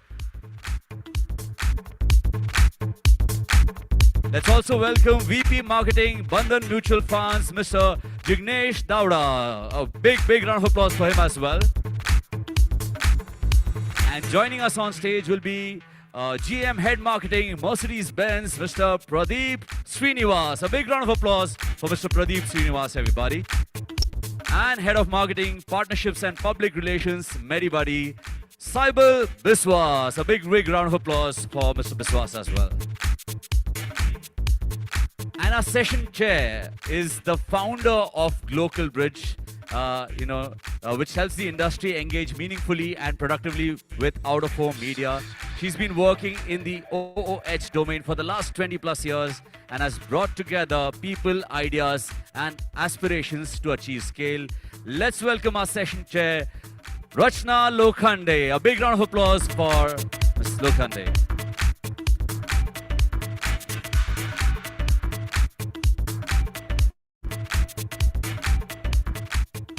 The League of Extraordinary Gentlemen and Women joining us right here for the first panel discussion of the day. Over to you, Rachna. Hello.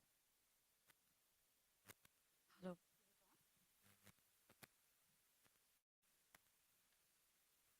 Good afternoon, everybody. The topic given to me is very interesting. It's how does in the world of dynamic macro advertising, out of home fits in. But let's first just define what is dynamic macro advertising. It basically combines the broad-reaching traditional advertising with real-time data and customization, just to put it in a very simple form. Delivering targeted and relevant messages to the audience, not for an individual, but based on cohorts and patterns. It is about improving effectiveness of a campaign. We heard a lot about efficiency and effectiveness, but this is about effectiveness, not really completely about efficiency. And we are all talking about big data. But you have to understand one thing is that if we use data for the sake of using data, we are actually hijacking human creativity. What matters is using the data with humility, okay? And understanding that combining data with the human ability to respond and react is the best use of data. Only then you will see results being delivered. And human beings are very complex in nature. You cannot just go by data to target them. So the session is all about this and how does out-of-home fit in. According to me, out-of-home beautifully fits in, but let's, I think, hear it from the esteemed panel that we have here. They are all from various categories, so we are going to hear different perspectives from them. And my first question, I would like to ask Pradeep. What are the key drivers behind marketing in this past 1 decade, especially where it is concerned, targeting and data is concerned? Thank you and hello everyone. One of the biggest driver for us at least and what we see is happening is is the amount of personalization, because it's an extremely cluttered environment. And in this cluttered environment, how do you differentiate? And if you are able to differentiate effectively and of course efficiently, as you're saying, but of course I fully agree with the effectiveness part there. If you're able to do it effectively, I think nothing beats that. And of course, in this effort, people's attention, if you have to grab, it has to be personalized. Correct. So differentiation with personalization, I think, is one of the most critical thing here. What do you think about it, Saibal? Because yours is a completely different category. I think a few things which we have been observing in the last 1 decade is, see, we have got two abilities here. From the input side, it is the ability to track consumer behavior. It is ability to track through data the patterns which emerges. Now, what that helps us? From the output side, it helps us create micro cohorts, which, given the current understanding, is like every brand needs to find out its smallest viable market. So once you define those micro cohorts, you are able to reach out to them most effectively and most efficiently. So two things which are very important and which a lot of progress has been made in last 1 decade because of a lot of data available is the ability to drive campaigns much more efficiently and effectively by identifying the micro cohort of consumers which you can then scale. What about you, Ashish? So, Rachna, I'll start from saying that the industry that I come from, which is healthcare delivery, over the years, over the decades, however we know it, has been the most personalized business to deliver, right? But sadly, how the brands have built in the hospital industry were not built on creating and reaching out with this personalized information to the patient. It was always, once you come in, then is your patient care is personalized. Okay. Right? Because you will have definitely between the two of us or whoever, the 500 of us here, all of us will have our personalized care. It will not have any duplication with anyone. Absolutely. Right? But suddenly I think from last 6 to 7 years, not even a decade, that personalization has started to come in terms of telling you what are your environmental changes, what are your seasonal changes, and basis that your entire journey is now starting from preventive till the surgery. So I think that has been a massive change into the healthcare industry, if I come from there. And it's amazing now that in 3 months from now, it's gonna be a dengue season. This is how you should plan yourself way in advance. It has become for that level for us. Okay. Interesting. And how does the BFSI look at it? So, see, the BFSI space looks at in the similar fashion. Of course, it's very cliched, and we have been hearing for such a long time that data is the new oil, right? And I strongly believe that if you torture data too much, it will exactly say what you want it to say. Data is important, but in our industry, what we have been seeing is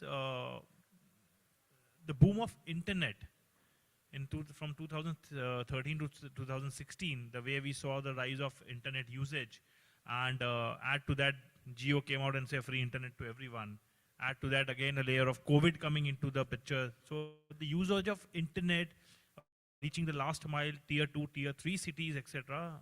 In fact, we have seen that the consumption of video is very high in tier 3, tier 4 cities.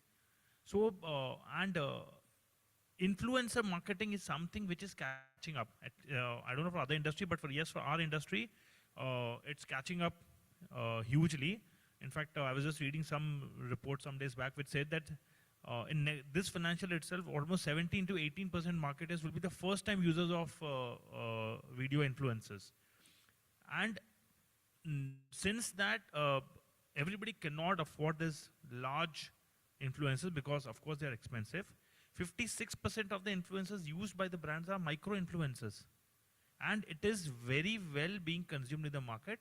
So, in our industry, like if you must have heard of Rachna Ranade, sorry, not Lokhande, but Rachna Ranade, Finance with Sharan. These guys are very active on talking about entire spectrum, not only mutual fund or insurance, आप उनसे कुछ भी बुलवा लो. Stocks, shares, insurance, banking tips, frauds, they have a content ready for everything. And another thing is shorter video content. Less than 60 seconds. Beyond 60 seconds, you have lost it. वो नहीं देखेगा, skip करके निकल जाएगा. So yes, data is important. But in our industry, what we are seeing is more of influencers, video marketers, and of course with boom of internet reaching every corner of the India, I think it does work in benefit of everyone. Very interesting that everybody has spoken about personalization, whereas that is one thing that the world is moving away from because of the concerns on privacy. Correct? It's all about respecting privacy, humanity. That is the narrative that is going in the world. But I don't see India moving in the same direction. Like some time back we heard that, TV is declining globally, print has declined globally, but both the mediums hold very strong in the Indian space. Whereas where personalization is something everybody wants to move away from, in India we are seeing that screens are also shared. Now, it's not about personal screen space. Tier 3 markets are behaving differently. And the adoption of social commerce and all is extremely high where India is concerned. So how does this issue of privacy really affect the Indian audience? How do you look at it? Because all of you said that personalization is very critical, maybe at different stages. So how do you take care of privacy as an aspect? You can start, Saibal. Yeah, I think first on a general level, what I see is as long as the consumers get benefit in terms of personalization, in terms of communications which they can add value to, Indian consumers are not generally overtly concerned. But to sort of touch upon a bit with which Rachna said, while consumers may not be overtly concerned, as brands, protecting consumer privacy, protecting consumer data, especially what we call as personal financial information or even personal medical information, I think is absolutely critical for the brand. And if brands do a good job, it's also a way for the brand to differentiate a consumer by assuring that their data is protected by the brand. And actually there is no contradiction. Today, it is possible for you to mine the data because all this data are double hashed. You can identify the patterns from that data without really sort of being or putting yourself at a risk where some of this data may get exposed if you put in the right security protocols in how which you access the data and how you store your data. I think that is something which is not in contradiction. You can actually do a personalization of communication without sort of putting your consumers at risk of data leakage. Yeah, by using data clean rooms. Yeah. Interesting. What about you, Pradeep? The privacy, absolutely, there's no doubt. It has to be the most sacrosanct thing for consumers, and I think that's something that nobody will even agree to actually compromise, right? And for us, it's the most important thing, not just, I think, and we maintain the global standards here. But at the same time, as Saibal also said, there are aspects of personalization that can be bought in when you as a brand can do it, and you as a brand can customize it, people like it also. If True. you are doing it not with a third party but with yourself doing it with a restricted manner and not giving out this information to somebody else for your, at the same time to be looked at every angle and that customer's privacy is not compromised. That has to be a sacrosanct thing. And as of now, I think we right now follow the European GDPR, but once the Indian data laws are also coming in more strictly with these aspects, I'm sure we're looking forward for that because that's something very critical as well. So if in your case, in your category, it is all about personalization post acquiring a consumer. Yes. Right? And therefore it is acceptable because he's assured that his privacy is also taken care of. But what happens in the banking sector where you are all about acquiring the customers? So, as far as our industry goes, and especially the industry what I represent is mutual fund space, we deal with money and it's your investments, everybody's investment that we are dealing with. We are very heavily regulated. right? I don't know about other industries, but we are bound to be audited every year by the regulator as to how that data protection is happening, how you are not exposing. So we have to follow norms.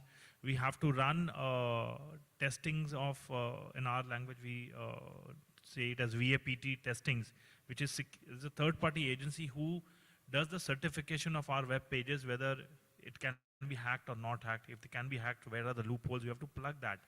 So we are heavily regulated, and of course, data protection is a part of our ethos also, and privacy.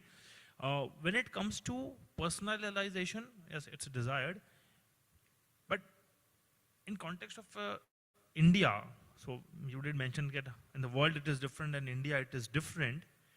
I think in India, most of the people generally, it's more about convenience rather than their privacy. I mean, like if I ask 4 or 5 of us or anybody sitting in the audience, don't we happily give our mobile numbers at Shoppers Stop or Decathlon, etc.? Why would we do that? It's for our convenience. Next time कुछ exchange करना होगा, mobile number देगा, bill carry नहीं करना पड़ेगा. That's a convenience for us. So we are ready to sacrifice our privacy when it comes to our convenience. Indian laws are moving towards data privacy and protection. I think most of us know that 2-3 years back, RBI put a blanket ban on Visa, MasterCard, and American Express from acquiring new credit cards unless they move their servers from US or abroad to India.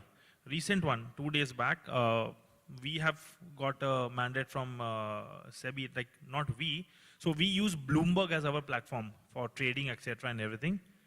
Now either Bloomberg moves its servers to India, or we'll have to figure out a new way. Oh, very interesting. So data privacy, the government is moving towards this. I think maybe this year or next year there will be a data privacy legislation which is going to pass. It's in the draft stage with the parliament. That's going to happen. But yes, we have to protect. We are audited as an industry. So data privacy is something which is moving ahead. People will, I think, slowly, gradually move towards it. It's simple case of if you want privacy, use an Apple phone. Varna Android to hai hai. We are 95% Android market. Yeah. So the answer for privacy just lies. On the lighter note, till the time social commerce is suggesting which phone cover I should buy, basis knowing my phone type, I'm okay. After that, I'm sure all the brands are not okay with even letting it go anywhere. True. I think, yes, I think it's all about respecting privacy in various stages of the funnel that the brand is and the consumer is. But I think you're also right on one part that Indian consumer weighs convenience far more than anything else. And I know personally people who are okay to even share their location because they want Google to tell them what time they should leave. Right? So that's cool.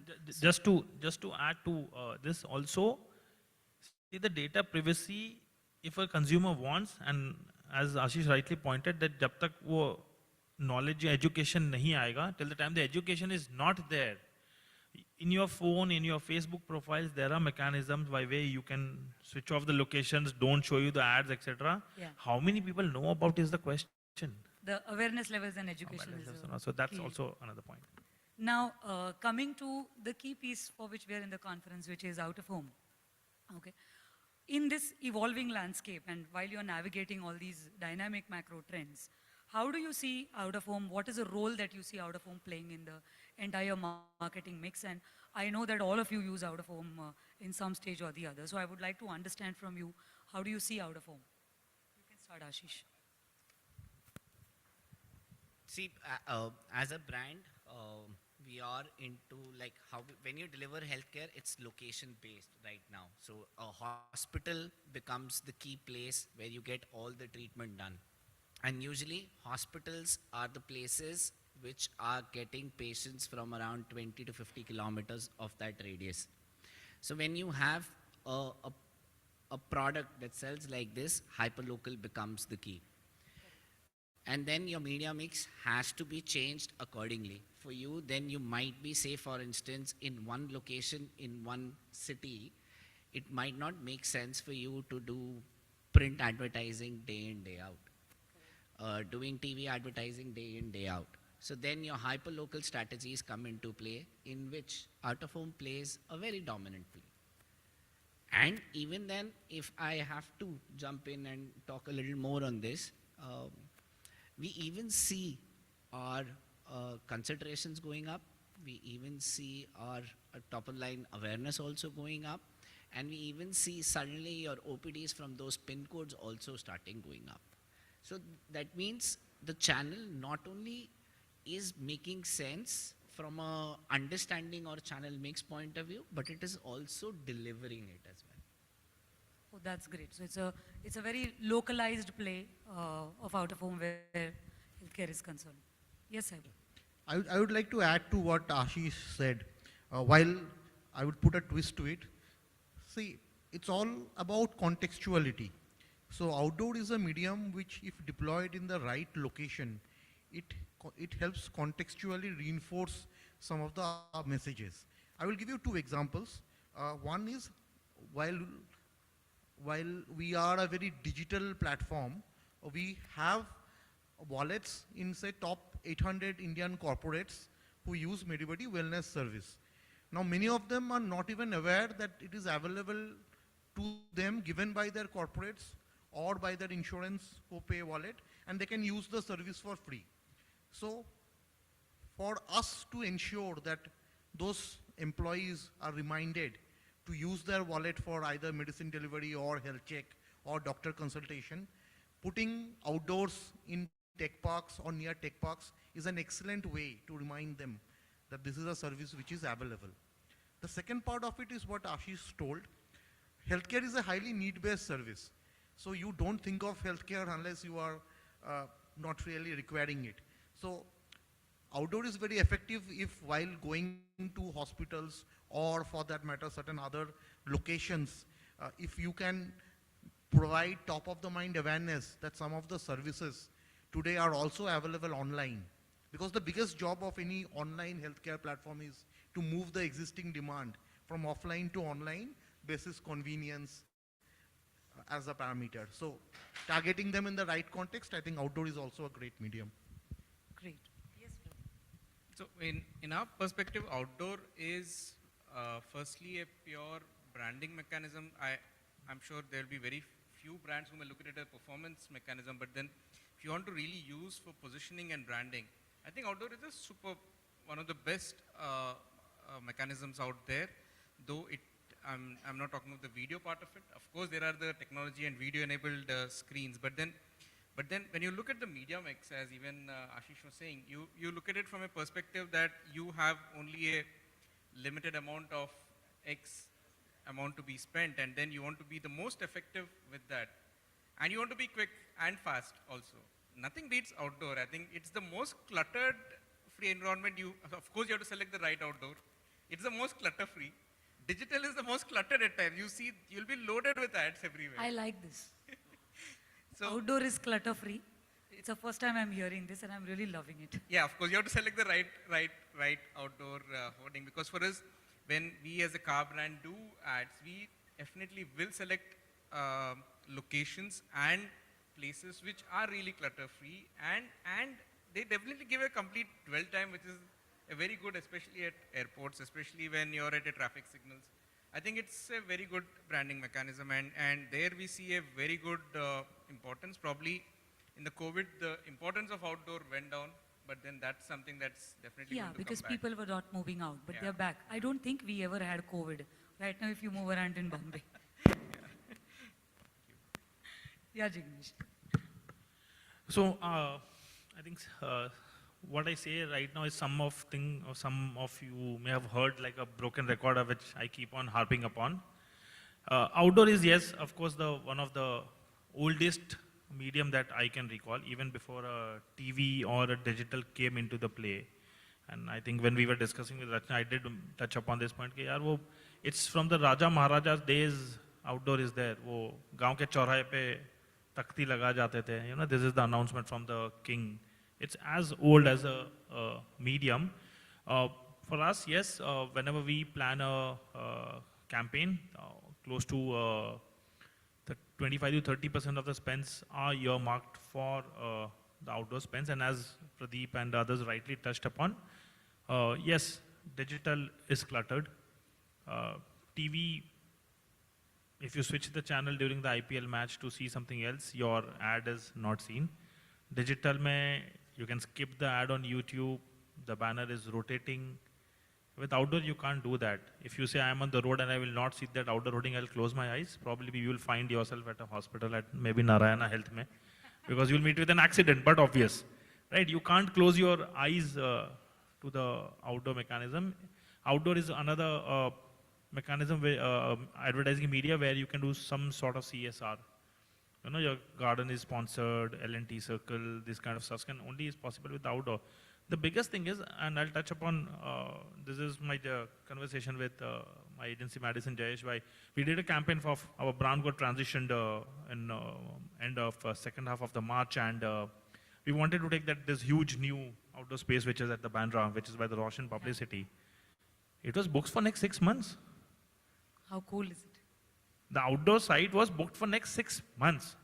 Today, on any of the other digital platform, I say right now कि मेरे को 6 बजे ad up करना है, I'll get some of the other high impact inventory will be available. Outdoor का वैसा नहीं है, you will not get it.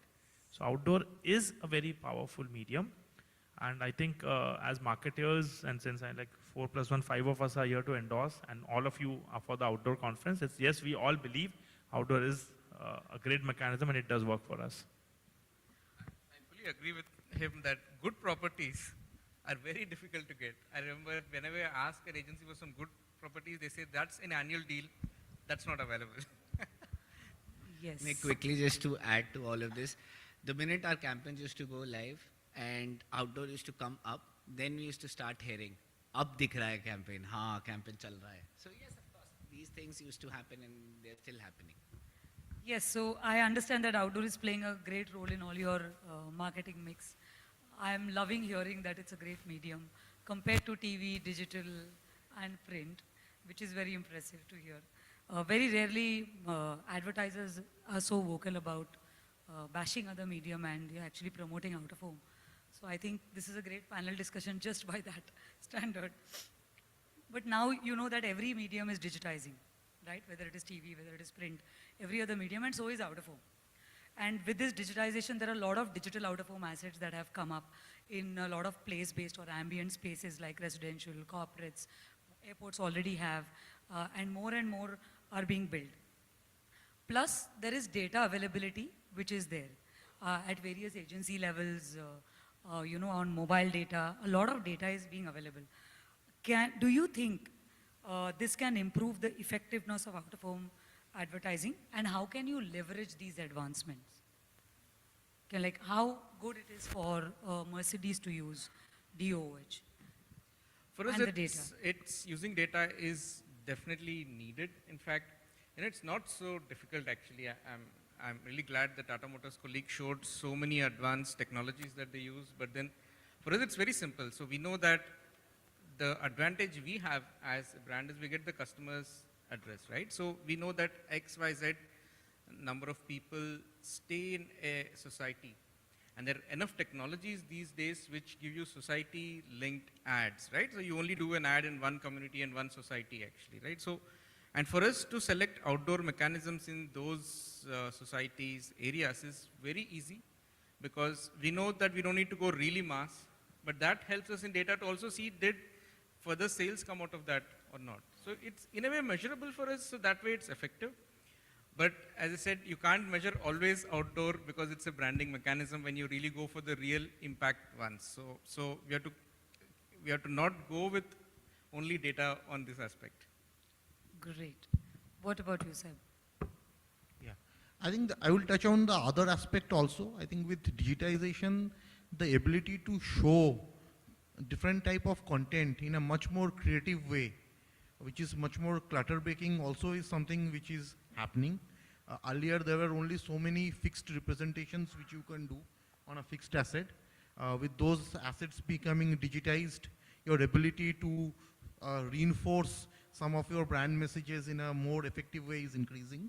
Obviously, you need to figure out, as Rachna said, the right ambient places where a consumer would be receptive or has time to absorb that information. I would also like to add to what Pradeep said. I think this integration where you can choose as well as change, both is possible depending on is your micro cohort or the target audience residing in those locations, or have they already adopted some part of your services, and what is that you want to sort of them to see next. And then if you are able to run a campaign where outdoor is also a digitized outdoor is also a part of the other digital as well as traditional channels which can reinforce each other, I think then that equation becomes stronger. And I think digitization is definitely giving us some ability to do that targeting, building cohorts, as well as show these consumers the right brand communication most effectively. What do you think, Jignesh? See, digitization of outdoor is something, yes, it's a welcome move that's been happening. My precise point will be, where are you putting up those digitized screens? Airport, fine. Malls, yes. Community centers, yes. As an industry, I think, and this is my view and I strongly believe, and I've had a number of discussions, digitized screens on the highways, on the roads, I think morally it is wrong. You are distracting the driver with your changing ads, with your larger lights. It's a big distraction. See, we can always debate and argue that foreign mein itna hai, Times Square mein itna bada laga hai, etc. But in India is a different context, yeah, right? India is a different market altogether. Like even McDonald's was forced to adapt Indian flavors like paneer burger, etc., and paneer wraps. The problem is we get so much carried away till the time, and everybody has a blind eye to it. See, for so many years, everybody knew, right? And I think Pradeep did conquer that wearing a seat belt in the passenger seat is mandatory. And there is a law around it. But unfortunately, it took Mr. Mistri's death for everyone to awaken and start using a seat belt, including myself. It's only after that episode I have started wearing a seat belt in my car when I'm sitting in the passenger. That's whether it's Uber, my own car, or anywhere. So in the Indian context, it will take, sorry, but one major accident on a Western Express highway, and the screen will be blamed.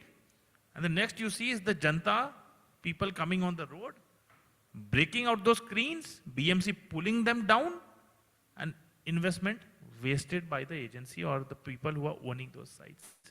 I think morally, we should not exploit the media so much. इतना नहीं घिसना चाहिए कि ये हमको ही उल्टा काटने आया जाए. I think that is something on the digital side which I would want to say. Digital, yes, whatever planning we do on this outdoor, 10, 15, 20% is put in the mall media, airport media, ambient space, etc., where it is not harmful. Sorry, maybe I'm a little harsh, but I think that's the fair reality is what I feel. I think what you're trying to communicate is that if we want to put up digital out of home, even on roads, we should adhere to some guidelines so that the consumer who's traveling does not get adversely affected, right? Whether it is an anamorphic display or whether there are large signs, it should be clutter-free. It should be area where there is higher pedestrian traffic, like a Times Square or a Piccadilly Circus.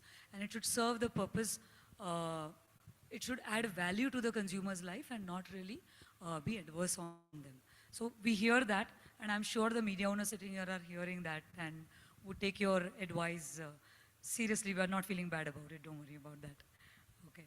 Yeah, Ashish, go ahead. So moving from that eye-opener message, I think if I come back to this, yes, all the brand managers who are evaluating media mix have a habit of evaluating certain parameters.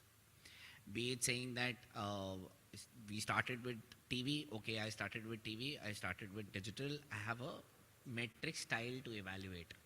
Now, if we are starting to get there, we have to get there very fast. We are already behind, right? Suddenly, it will start giving the media mix of DOH much more chance when it is compared against. The minute you start doing that, you have the chance of eating somebody's pie as well. So one, it is required that it is in the similar currency that we are using it already.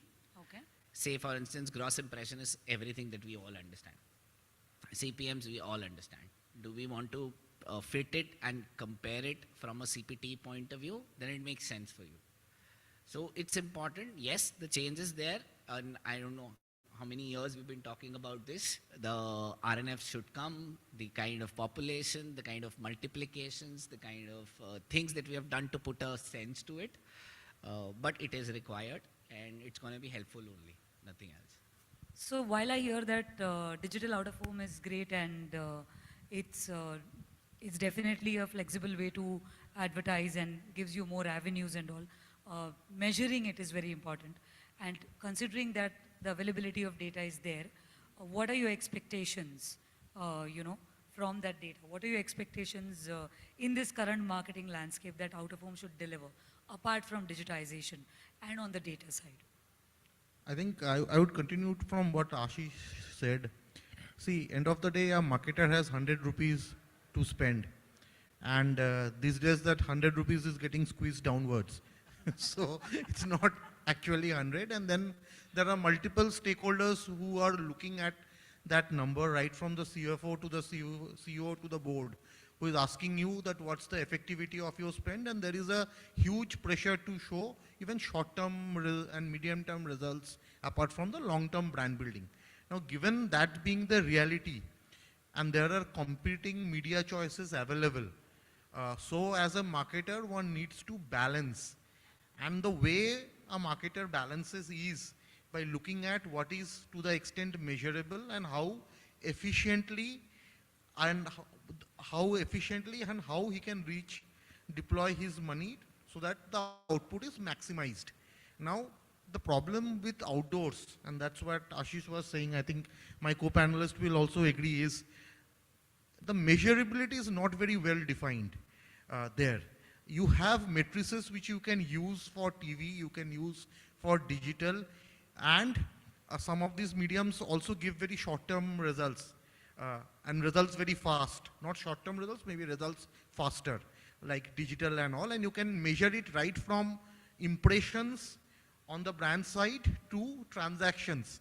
And especially very important from a digital brand where you eventually are integrated and you have your checkout cart and you can measure how much revenue came in and you can do all these attributions.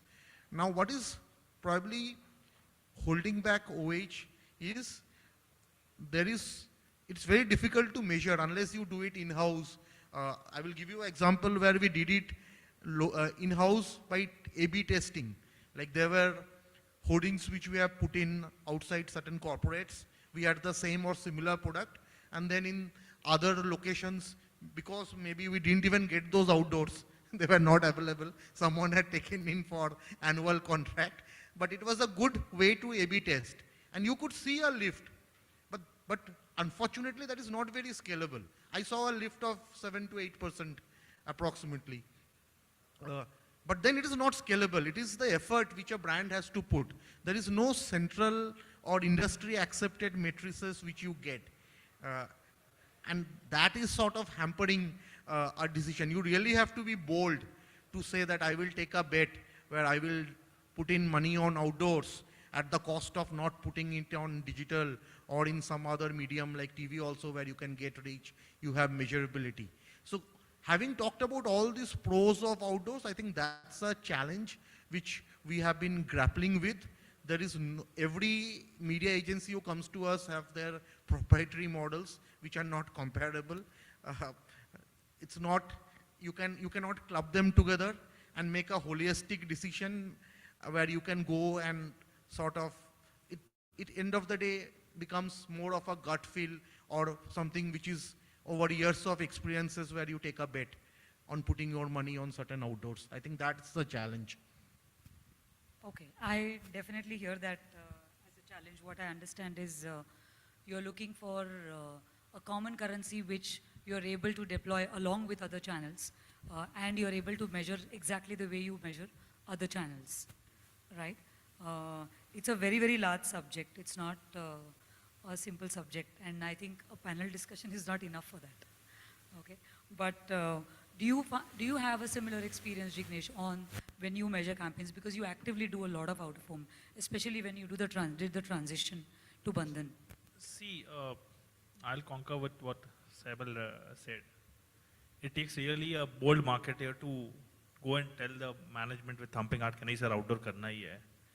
At times, for ease and convenience, and to make our life easier also, we may have to choose other mediums where deliverables clearly dikhta hai, like a digital or a TV, where it is measured, right? So I think Saibal extensively did speak about, okay, after the campaign, where do I get the data, what happened, etc., etc. I think 1.5, 2 years back, I was a speaker at one of those outdoor conference, and I think I saw some presentation which did say that within 6 months we will see the standardized data coming out. It's been 1.5 years. Sorry, but I have not seen anything yet. So the industry did promise, and nothing came out. That's one. So standardization of data is required. More than that, where is the data for us to evaluate and select outdoor also? This is the post. Where is the pre-data? Where is the categorization that this qualifies as a category A site? Like one agency comes and says, "Nahi, sir, that is not A site. That is a category A site." Other agency comes and says, "Nahi, this is category A only." There is no standardization on which site is A, which is B, which is whatever impact, etc. Number two, if not area-wise, at least there should be some standard card rate to buy the hoardings. It is a classic, we have a classic case of जिसकी लाठी उसका भैंस.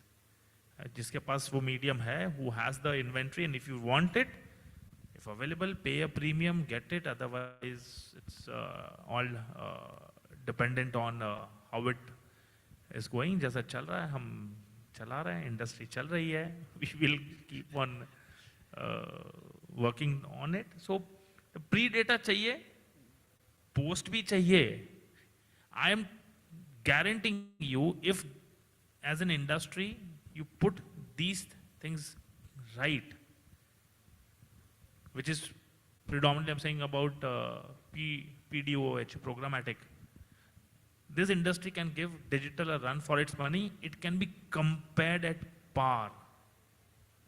What is digital giving you that you guys are not giving me? Digital is only giving additional data only, na? That's the only thing it is additionally giving. I'm like, are we as the industry telling that you are not able to give better sites, better visibility? Like Pradeep did say, it's a clutter free, unlike TV or this thing. So that is something which is of essentially, it is needed as an industry. If we don't take it up, what is the penetration? 4%, right? We are at 4% outdoor. Okay, I hear that. So on the expectations from this industry, you know, while Jignesh really said really strongly about digital and that how we should not have digital on the roads, one of the biggest advantage is that at airports we find it very easy to actually change the creatives. We are sure that there's nothing wrong in the printing. We're sure of the colors we want. We're sure of everything. While that's the advantage also. But at the same time, one of the biggest expectations from this industry and what we really, really struggle with convincing people for this is what Sam Balsara said in the morning, is the legality of it. And I'm sure all of you here have probably one of the best things. And then that's the biggest advantage you have is the legality actually. And then when we tell our dealers, we insist that the place that they do an ad cannot be something controversial. It cannot be something that will be raising some issues about this. There will be a bit of risk that they take, but then the legality is something that we say it is sacrosanct and you can't actually compromise on that. And that's one thing that I say is a big expectation from this industry, which is probably a regulation or something that is needed over here to bring in the legality aspect to it. Yeah, I think legality is a far larger issue, which is all about having a centralized policy. And we are really governed by states and municipalities. Yeah. Out-of-home legislation is not a central one. And Numi is here. If you want, we can have an offline discussion on that. Okay. So what I hear is that while I'm going to leave legality a little aside because it's a very different subject altogether and the country operates differently on this, unlike other countries. But I understand the concern of getting data before doing the campaign to be able to select the site and getting data post the campaign to understand the effectiveness of the medium. But I can tell you one thing that it is a seller's market because we have limited inventory. We are not unlimited like digital. And hence, price is something you'll have to pay for the location that you require. That I can tell you on behalf of the out-of-home industry. It will, even if we have rate cards, even if we bring around all these standardization, the price for the location will be non-negotiable. Do you agree? Price is not a problem because the first IPL, the first 10 rate per 10 second was 1 lakh rupees. Yeah. Now the same people, same brands buying it for 18 to 24. Correct. So price is not the point here. Yeah. The point The here is rationalization towards it.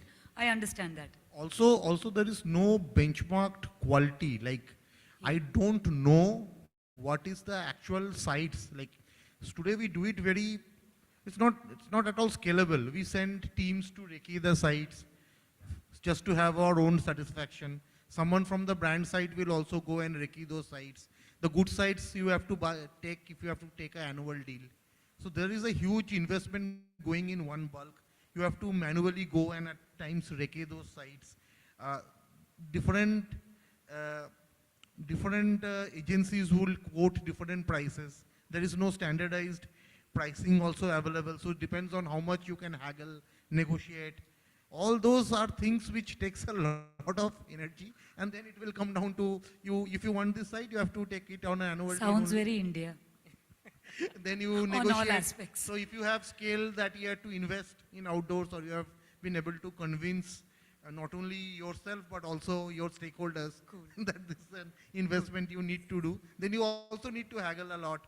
I think these are things which no one enjoys doing, and if there was a more standardized way.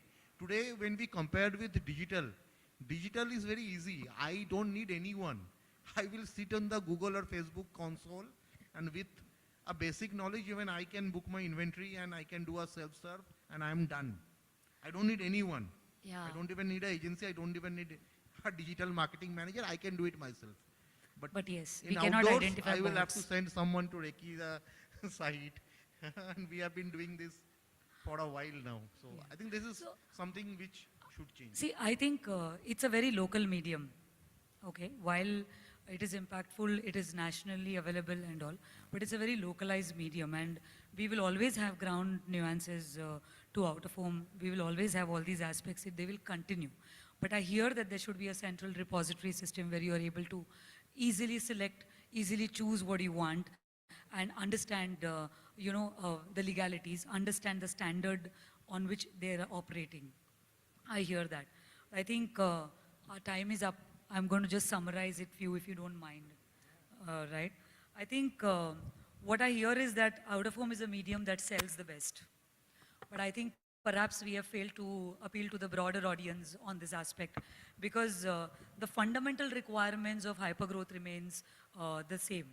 The need for effectiveness, transparency, and measurability. And we do have the data. All we need to come together is see that how this data can yield results. And out-of-home is undergoing a transformation. I would not say it needs a transformation. There is work happening at various levels, just the integration is pending. While there is data that has been launched last year, it has not reached the advertiser, but it is working. Okay, it is being adopted, the adoption is slow, exactly the way privacy concerns are an issue, right? It is slow, but yes, what I understand from the entire narrative is that out of home does have a scope to be part of the mainstream, to be part of the omni-channel assets, okay, and it not only helps brand building but can also be with the digitization of out of home, with more and more place-based media, can also be part of performance marketing and all. But thank you, panelists, for a wonderful sessions and great point of views. I like the way all questions were answered very candidly. Okay, and we do take your feedback on it. May I take this moment to thank our esteemed panelists and our session chair. Let's have a huge round of applause for all of them as we join at the center for a quick photo op. This is the League of Leaders, and may I also welcome on stage President Lemma, Mr. Puneet Bhayani, to join us and present mementos to our esteemed panelists. Let's welcome him with a huge round of applause, everybody.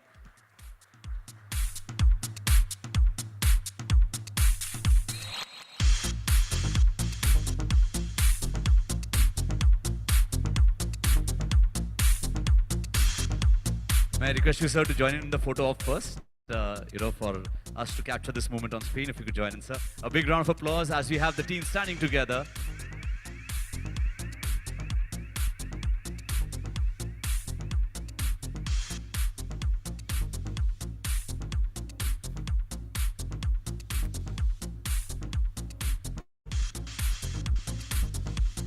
Can you have a huge round of applause for our esteemed panelists? We thank them for taking time out and sharing their thoughts, visions, experiences, and insights on OOH.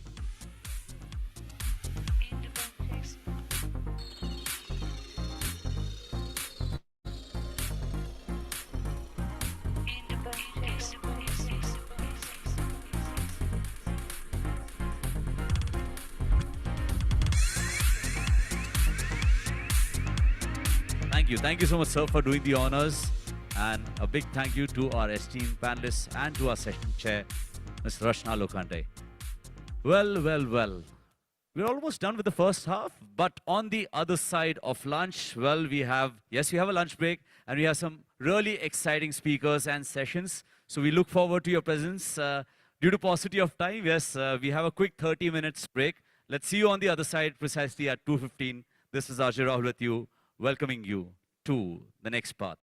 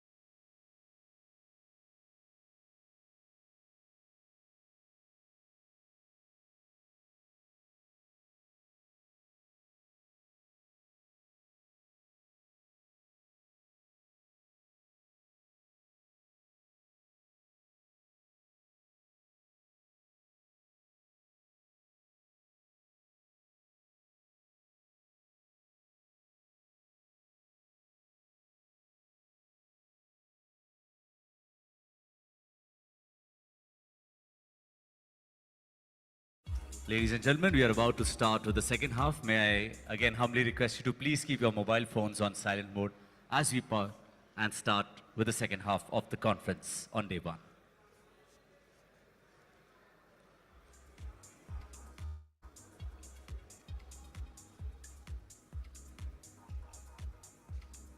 And with this, we start. Yes, ladies and gentlemen, welcome back to the second half of day one of E4M OOH Conference 2023. We welcome you back and hope you like the food and got ample time to network with industry professionals and with each other. We noticed that a lot of you have put up several questions on the online forum on Twitter. Please keep sharing your thoughts, your comments, your experiences, and thank you so much for that. Please make sure you keep the tweets coming in using the hashtag that's right there on top of the LED screen. It says hashtag E4MNeonsOOH. Make sure you share your tweets throughout the day. But before we move ahead, we'd like to thank our partners without whom this day wouldn't have been possible. A special thank you to our co-gold partner, Add On More, India's largest DOOH network, our associate partners, Alak Advertising and Publicity Private Limited, amplifying brand visibility for 30 plus years. And a special thank you also to Buffering. Our co-partners, Graphis Ads Limited, 360-degree advertising solutions, and a special thank you to our lanyard partner, Connect OOH. May I draw your attention to the screen as you play the AVs.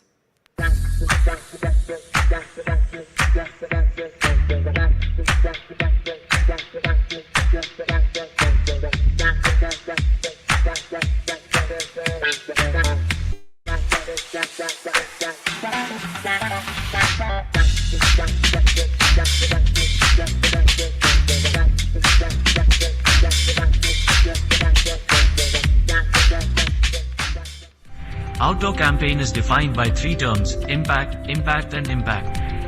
Graphis Ads, a leader in outdoor media advertising, has been helping businesses reach their customers for more than 50 years. From traditional billboards to digital displays, we offer a wide range of advertising options to suit your needs. Don't miss out on the opportunity to reach your target audience. Contact us today to learn more about our advertising solutions.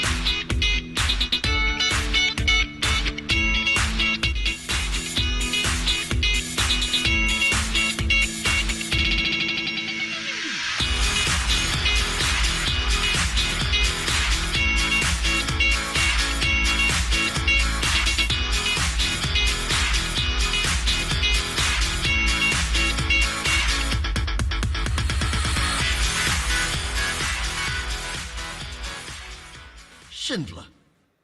We elevate.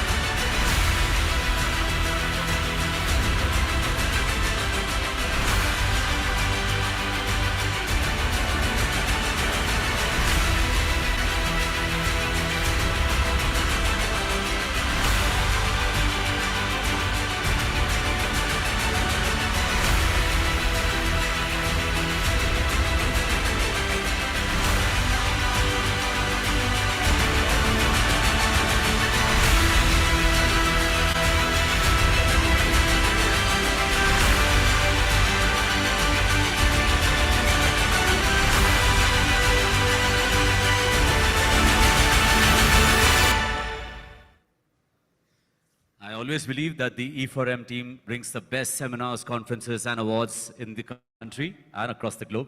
So a big thank you to the team as well. And, after the traditional Indian lunch, there's always time for something sweet and refreshing. So our next session is going to be very refreshing. Someone has rightly said that agility is an advertiser's best friend. Now that the pandemic is almost over, the OOH category has rebounded. The actions taken by the industry and the lessons learned are overarching, and the universal guidance that we receive is of much, much value as we move beyond this very difficult period. The global OOH industry has demonstrated tremendous resilience, reinvention, and now strong revitalization. These have occurred resulting from a variety of factors, including the coming together and the power of an entire community. Well, now to deliberate on a very interesting topic, which is OOH, proving its agility and resilience, we'd like to invite on stage a gentleman with more than 20 plus years of experience in the out-of-home domain. So let's welcome the CEO of Moms Outdoor Media. Let's welcome with a huge round of applause, Mr. Jayesh Yagnik. A big cheer, everybody.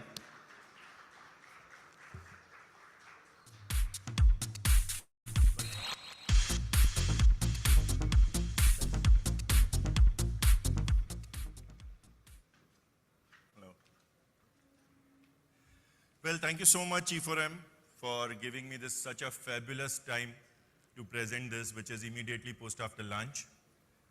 I promise not to bore you guys, and I'll make sure that you don't fall off to sleep. I'll try and keep it as crisp as possible. And the topic which is given to me is OOH proving its agility and resilience. Well, in my 22 years of career in outdoor, out of which 20 years has been with Madison right now, there are lots of ups and downs which this industry has seen. But believe you me, whatever you're going to hear from me, it's all good thing about outdoors because I breathe in, breathe out outdoors. So that is what which is there inside me, and that is what I'm going to talk about it today. Well, when we move on, this is one of the movie, Forrest Gump, which came in 1995. I don't know, but most of us might have seen this movie, which won more than 5 Oscars as well. I thought that there couldn't be any better example than this when we talk about agility and resilience, where Mr. Forrest Gump himself, Tom Hanks, has played a beautiful role out here. He has proved time and again in this movie that, no matter what you come across or what is there within you, you have to come back because there is always something which is good inside you which you have to discover. And outdoor industry is not less than this. The major setback, well, our industry is outdoor, out of home, OOH, whatever we name it as, and the pandemic comes, everyone comes and says, be inside home. There cannot be a major setback than this, where your name itself is outdoor and you are forced to be indoor. Well, this is the time when everything was empty. What as an outdoorian, we are quite a few of us who are full-fledged outdoor people. What is going on in their mind? I have a short video. Just imagine an outdoor industry is talking to you. ये क्या लफड़ा हो गया है? किसकी पनौती से ये वाट लग गया है? एक ऑफिस खाली पड़ेला है, ना धंधा ना नौकरी. गेटवे पे ताला लगा है, चुप है चौपाटी. अक्का मरीन ड्राइव उजड़ा है, ना देखा छोकरा ना छोकरी. बंद है मंदिर, मस्जिद, दरगाह, गुरुद्वारा. चर्च चुपचाप है, बंद है फाउंटेन का फव्वारा.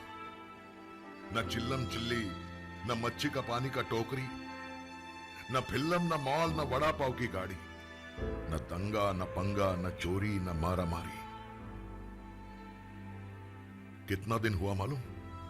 गालिच नहीं सुना. कितना दिन हाईवे पे ट्रैफिक जाम नहीं बना. साला रस्ते का कुत्ता भी आदमी को ढूंढता फिर रहा है. ये क्या लफड़ा हो गया है? अरे आपण तो पैदा छुएला फुटपाथ पर. तब से अक्का मुंबई बना है अपन का घर। ये गर्दी भागमभाग शोर शराबा जिंदगी बनेला है। मस्त हाल चल रहा था अपना, लेकिन कोई बोला कोरोना आयला है, अक्का मुंबई अक्का देश बंद हो गया है। साला ये क्या नया लफड़ा हो गया है? Well, this was the thing which happened. You know, suddenly, one fine day, everyone is at home, and we being in the industry, we thought that, is this the end? Is this the new normal which is going to be? E-meetings, video calls, Zoom, Microsoft Teams have become new synonym in our life. Whatever little movement was there, this was the thing which was there on the outdoor, which was by, pasted by the government authorities, and rightly so, about the preventive measures one should take and what we should do and how we should do it. The effect, outdoor degrew by 67% in that particular year. Whatever little respite came after in the month of September or October, so-called festive season, and then slowly the mobility have moved on. But the result was pretty evident. Now when we talk about the resiliency, which focuses on speed, and when we talk about agility, which focuses on movement. Now lawn tennis is the best example. When you take a tennis ball in your hand and when you bounce it off with a certain power exactly at which you want it to come back to you. You hit it with a certain force so that it reaches the opponent at the same level. And when you talk about, how you can channelize this power, because when you play tennis, after hitting the ball, you immediately come down to a place where you are anticipating that ball will come and then you hit it. So, how one should do it, or what exactly we have done, that when we realize that whatever little movement have started happening in that particular time, which was early July, mid of July kind of a thing, we came up with certain things. We said, this cannot be the thing. I mean, we cannot sit at home and just wait for things to open and do nothing. Some of the initiative what we took at that time, just to give you an example, how agile is the industry in outdoor, what we can do it. One of the things, what we called it as MH Local. Now, MH Local is Madison Hyperlocal is what we came up with at that time. There was a very interesting incident at that time when I was talking to a client on a Teams call, and I was convincing him to spend, because I was telling him that there is a mobility. People have started moving around. Maybe the corporates are not going to the office, but imagine of a small-time traders, the people in the industrial estate, of course the frontline workers, and there are quite a few people who are moving out. So, the kind of deals what it is available in the outdoor, and your product is rightly apt to that, you should advertise. He asked me one very simple thing. He said, Jayesh, where are you? I said, I'm at home. He said, where am I? This is because of the background I could see. I said, you are also at home. He said, you and I are the TG. We both are sitting at home and you are convincing me to spend on outdoor. I thought, there is a merit in whatever he's saying. What he's saying is absolutely right. Then we get together and we decided that what we can do it. We came up with a very interesting thing. What we realized through a Google mobility data, where people are moving in that time. People are mainly moving in 2.5 kilometer radius. They are going to pharmacy, they are going to banks, they are going to ATM, they are going to departmental stores. What we came up with the thing saying that, why don't we create a package for you, which is only catering to this 2 kilometer radius, where we will give you all these things in and around your area, where your TG is moving, and you just take that particular area which makes sense to you.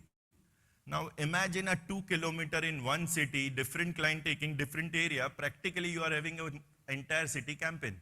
And that clicked and that worked, and quite a few clients have bought to it. A lot of pharma, FMCG, OTT players, they immediately grabbed onto this. We came up with something called as Madison Town and Country. When we talk about town and country, what it did is, through Google Mobility, we saw that, the countryside traffic is moving very fast. In rural India, the lockdown was not that impactful how it was in urban. People were moving out. So that is when we have we will be able to give solution to our clients saying people are moving in rural area. You should consider that. The third is Madison DOH, where we give only and only packages of in and around societies, in and around hospitals, in and around pharmacy. You could take that and you could do that. Basically, rather than just sitting idle, do something, give something which client can bite upon. And this worked. So basically, just to show an example of how our out-of-home media is, we can mold it the way we want it. Well, lockdown is past. We all have lived it. What next? Everything was open. Everyone was out. Schools open, college open, malls, multiplex, cinema, bars, restaurant, everyone was out. Then what we have seen is the world has changed. The consumers are changing day by day. And the OH landscape with it, it's changing drastically. How the landscape has changed, if you see this, you will realize in last 5 years, the traditional which used to dominate at 80% of OH has come down to 65%.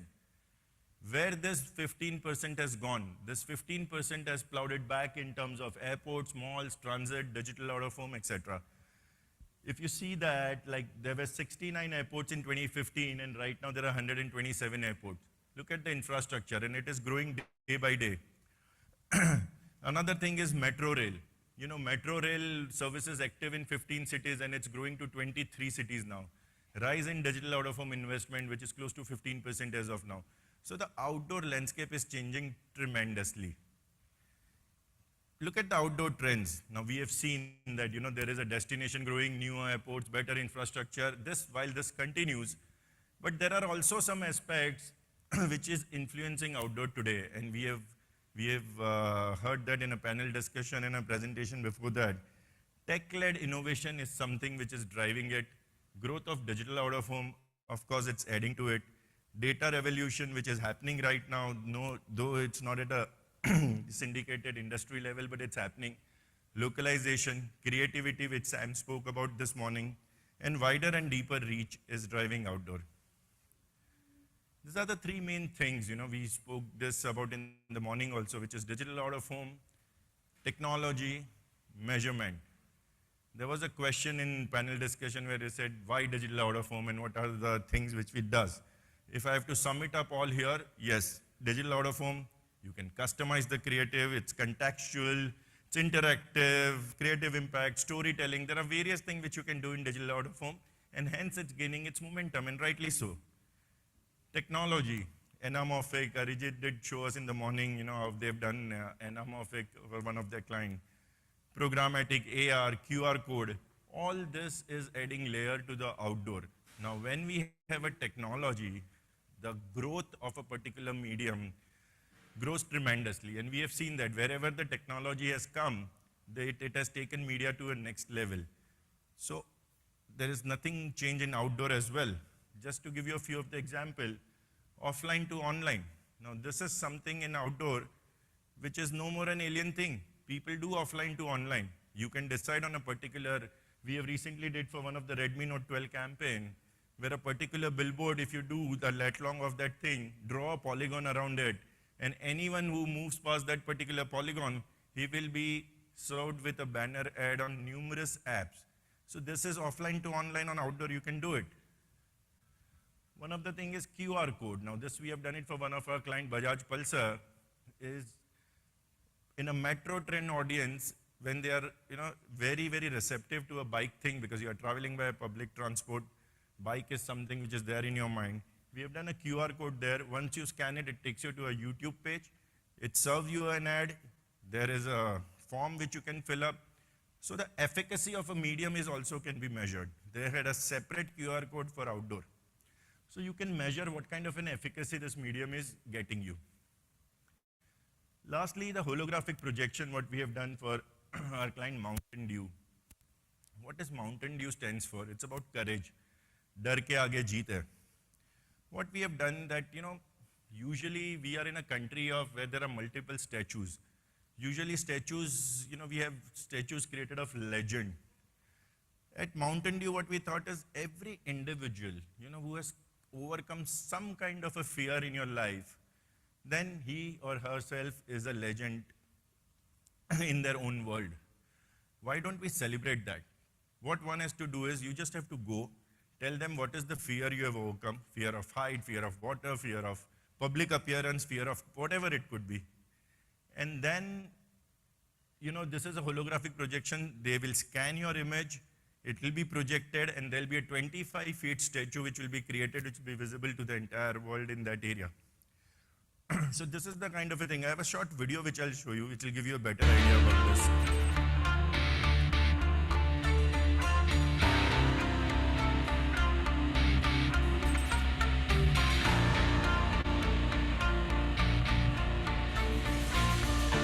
What do I fear the most?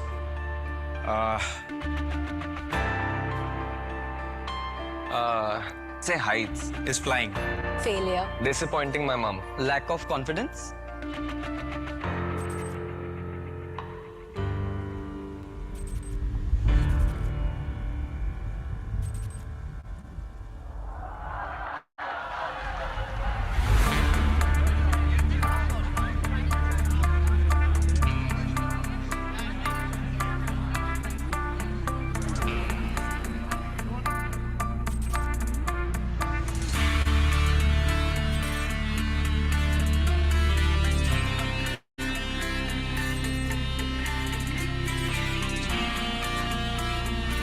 I always liked climbing big things, trees, buildings, but I was always afraid of standing on the edge. I did not let any of these challenges stop me from following my passion and climbing some of the world's highest and some of the world's most dangerous mountains.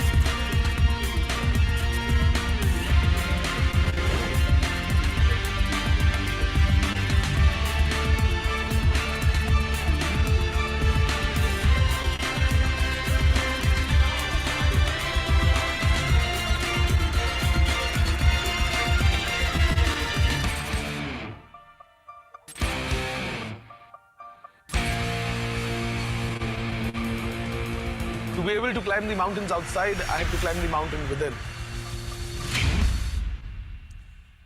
So the very small activity which was done at the Cyber Hub Delhi, but it did create, a lot of buzz around it. So the idea is, yes, the medium is agile. We can mold it the way we want. There is an immense amount of budget which is available with the client, even though they keep saying, I have limited 100 rupees and what can I do with that? What we can make them do with that is what is in our hand. Measurement, well, much talked about topic from past many years, and it's going on. But, whatever syndicated data we are talking about right now, even at a proprietary level, people do have measurement data with them. It is possible to give gross impressions on an outdoor, which people are giving today. There is a reach, there is a frequency which can be given and which is there. There is a pre-post which is available in outdoor as well, like it's there in the digital media. So the kind of data point, kind of thing what client is looking for, it's definitely available there. We all have seen, this is the kind of a thing when the TV news came in, people said it's a dead, newspaper industry is dead now. Who is going to wait for the news for the next day when it is available right there on the same day? From same day, it came to a real time, as and when it happens, we started having 24 hours news channel. Similarly, now with the digital coming in, people saying, is it the end of a linear TV? We know how much debate which happened between IPL online versus on television. But the thing is, there is a space for everything. I can understand the media will get impacted. Like Sam mentioned in the morning, globally the print share has gone down, but surprisingly India behaves very differently. In India, like Sam mentioned in the morning, the press share is 22%, which is way higher than the global standard. And similarly, I personally feel we have an immense opportunity to have that kind of a thing in outdoor as well. Why? Outdoor is, I'm so much of bullish on outdoor. Because outdoor makes advertising look more impactful with the iconic installations, more beautiful with the larger sites, more bright, with us taking sky as a canvas, do drone show, do whatever you want to do. Make it more interactive. You can have a motion sensor where we did, when the metro train comes, Shraddha Kapoor's hair used to flutter, it's Kule Bal Befikar. So you can do multiple things. It's just the right tickle. You need to know that, what tickles the client, and if you go with the right kind of a solution. I'm not saying this is, we should not do traditional yes, traditional still will contribute to more than 80% of your share. But all these things will excite client and it will do it. And outdoor as a medium has that kind of agility that it can mold itself to create larger and larger things. All that has resulted in getting outdoor its oomph back.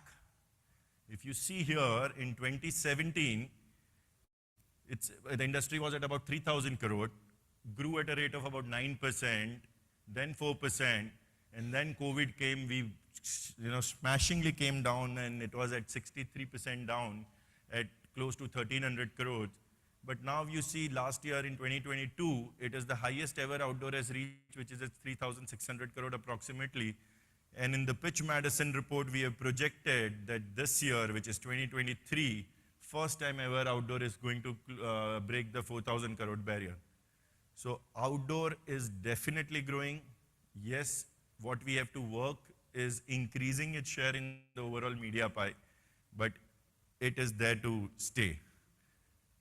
Last but not the least, what I'll say is, again, coming back to the movie where we started, which is a Forrest Gump thing. In that movie, his mother tells him that don't let anyone ever tell you they are better than you. We have heard enough things. Digital, 56%. Digital is bigger than all of you put together. Newspaper is 22%. Outdoor is nothing. Data point is not there. Syndicated data is not there. You guys, I don't know, is still outdoor exist? आज के date में भी client outdoor करते हैं? Who spends on outdoor? There will be things which you will keep hearing, but we as an outdoor people, we know that what we are doing. Outdoor as an industry had the best ever year last year. The momentum is continuing. One of the oldest medium, one of the only medium which is unskippable, which is right on your face. You like it, you don't like it, but you can't ignore it. So this is outdoor for you, and this is what we breathe in, breathe out, and this is what we'll do. Thank you.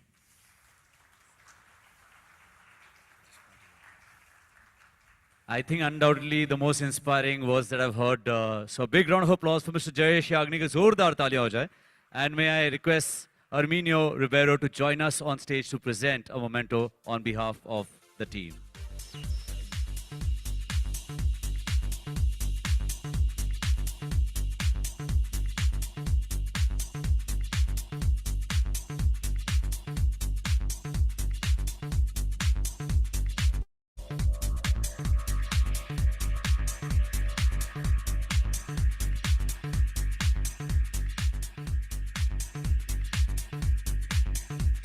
Thank you so much, gentlemen, for joining us on stage. And ladies and gentlemen, it's time to move ahead with our next speaker. Well, they say the entire ecosystem of media strategy has changed in India. Advertisers are seeking mixed strategies for their brand building.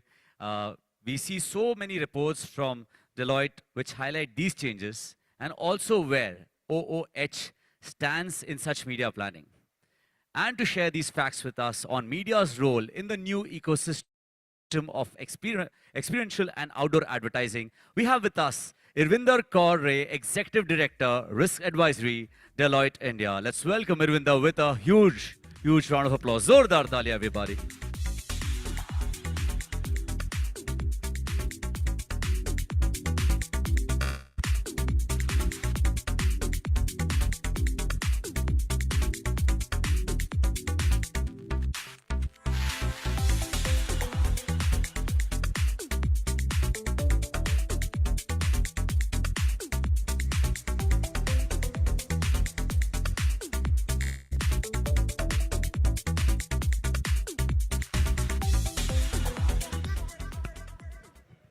Thank you so much for the interesting session, Jayesh, and thank you E4M for giving me the opportunity. I'm going to talk about the role of OOH in the brand strategy or client's media strategy. Yeah, and hopefully I'll be able to keep the momentum on and the positivity around OOH on through my presentation. So this is the iconic location which Coke has used over 60 years, and you've seen the role or the evolution of OH media over 60 years. The look and feel has changed, the location has remained same, the brand has remained same, and it's become like a, the name for the location itself, but overall experience for the consumer has evolved over a period of time. I'm going to repeat the same slide as Jayesh, sorry for this, but the good thing in this slide is that it has bounced back, and we are going to be much higher, as Jayesh mentioned, as we move forward. So that's a good news for us. Now, there are multiple roles that the brand look for or in the media strategy when OH is being considered. As an omni-channel strategy, location targeting, this is a very big positive that the media offers to us, that we can specifically target our audiences in the restricted geography and highlight our messaging or the communication to our TG, reiterate that, and there is no skippable option in this medium. So people have to see the communication, the messaging for the brand. Attention grabbing, you can do a lot of innovative things, and I was really happy to see the holographic evolution or the innovation that Jayesh was talking about.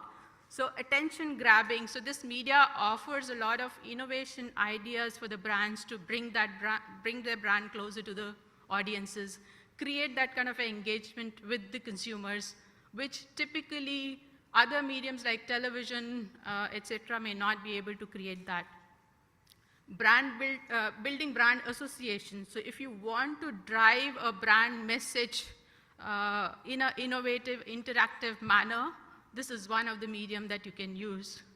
Call to action, he did speak about the QR codes or the website URLs that you can include in the out-of-home medium, and which people can scan and go to their websites. So this is another use that the brands would look for. Reach multiplier for sure. So I will have case studies actually supporting each of these roles. And given the time that we have after lunch, so I don't want to speak too much, but support all of these roles through different case studies and highlight the use of OH more in terms of the brand strategies or the media strategies. So omni-channel strategy, all brands would want to be participating in the connected world, because that's the future. Our consumers are in the connected ecosystem. And today, technology provides us that facility to synchronize our messages across digital, offline, and we've seen some examples in the previous presentation. There is a case study that I'm going to show after this, which is Nexa Balino. They have beautifully integrated or leveraged the power of OH and have highlighted the features of the car depending on the time of the day, the location nuances, and the traffic at the location. So I'm just playing this. Hopefully you'll be able to hear the audio as well.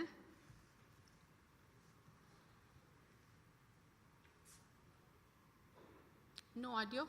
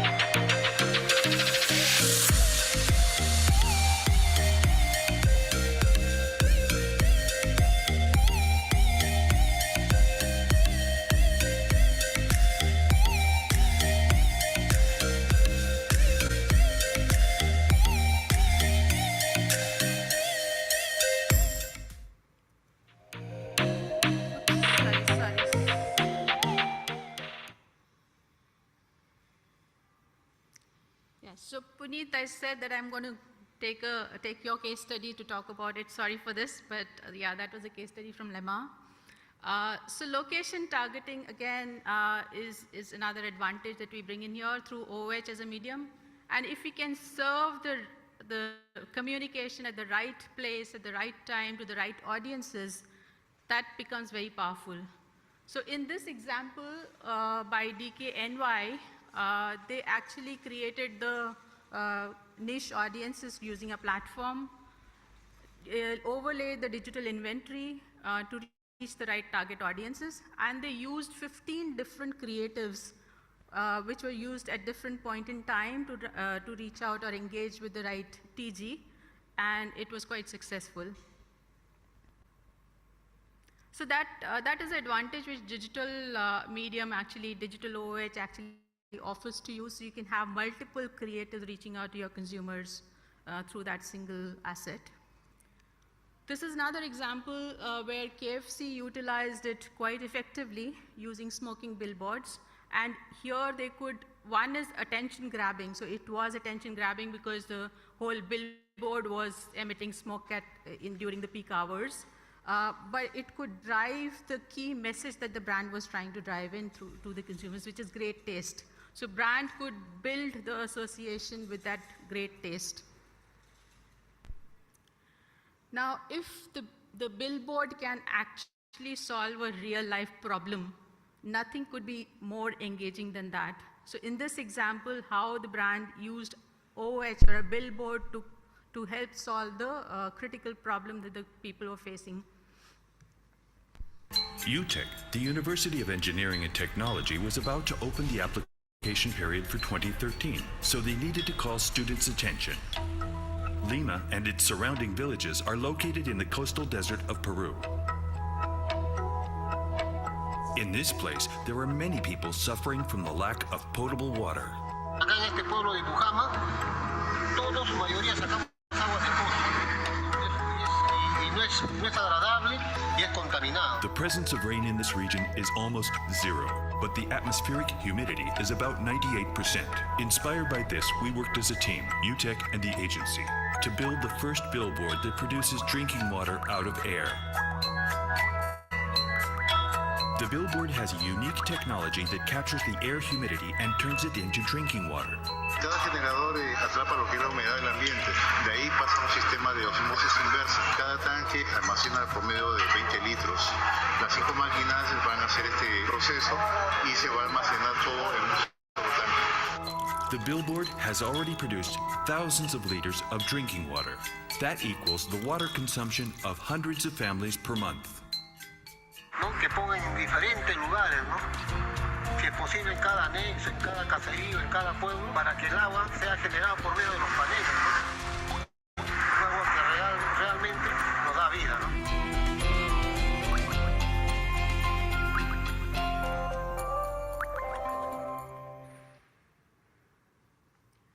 UTech, the University of Engineering. Sorry. Yeah, so this is the example which might look a little distant from the brand messages typically, but you have a lot of these purpose-led messaging that the brands want to communicate these days, so this is a good example for that. Now, driving brand message again through OOH, there was a similar example that Jayesh talked about, so this is a quick video on a similar one from a different market.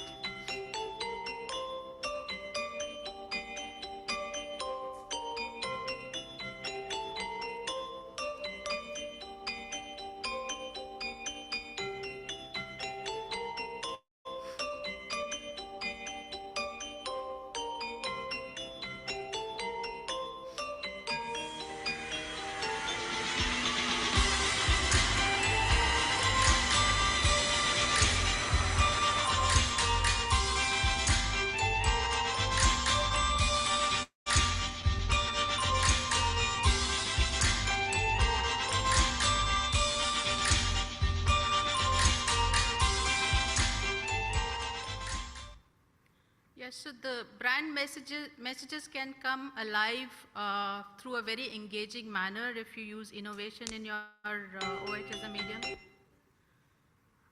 Again, bridging the gap between the digital and the physical worlds. So in this example, the digital storefronts were brought to the street. All the deals which were on digital platform were communicated through this OH as a medium across multiple assets, which was kiosks, bus shelters, and etc. QR codes were given, so people could scan the QR code and land on the website, see the entire portfolio which is being offered, and also buy the product on the website. So this also offers measurement to the digital, to the OH as a medium, because you can then figure out how many people have seen it, scan it, and landed on the website. This, I'm sure all of you are familiar with this case study, which is from British Airways, which won the Cannes Award. This is again to build engagement, interaction with the consumers, their audiences. Sorry.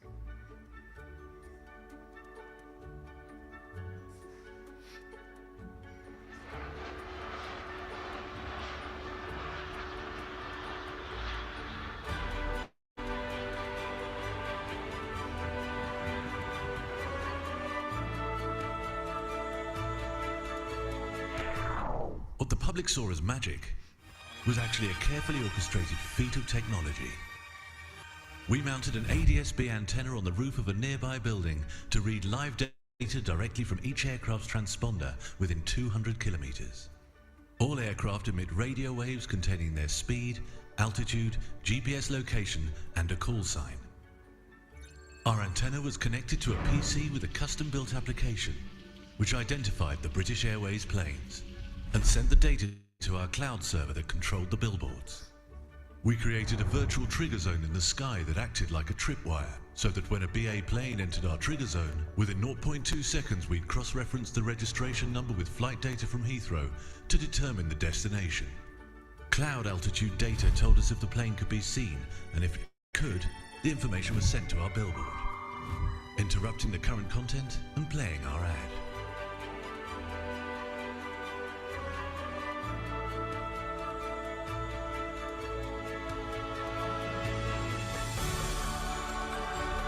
We targeted a moment.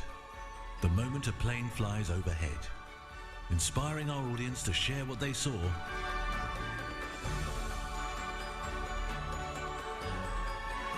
and igniting their passion to explore the world.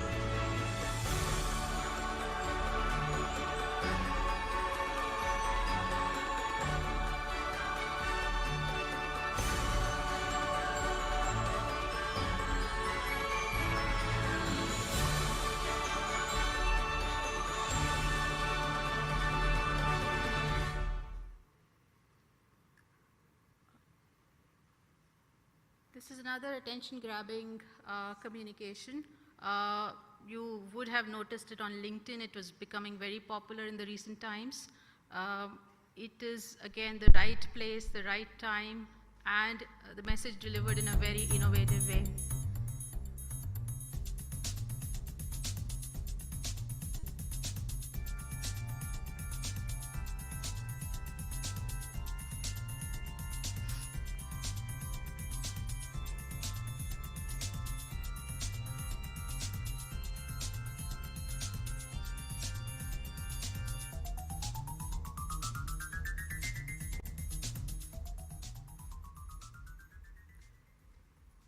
Very tempting. Sorry, it again replays. So this is another ad which is very popular. It creates a lot of engagement. It happened in Japan, in outside the station for Nike.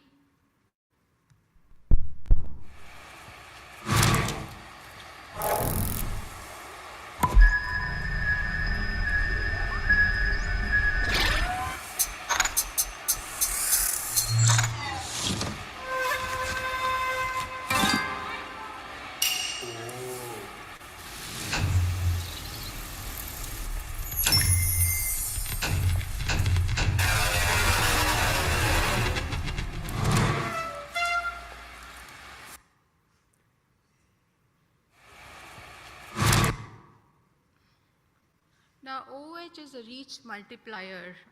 This was beautifully used by Tesco Home Plus a couple of years back in South Korea, where they wanted new users to come in and shop at Tesco. Tesco Home Plus is number 2 in Korea. Tesco had to overcome one obstacle, a fewer number of stores compared to the number 1 company. Mission: could we become number 1 without increasing the number of stores? Idea: let the store come to people. We created virtual stores.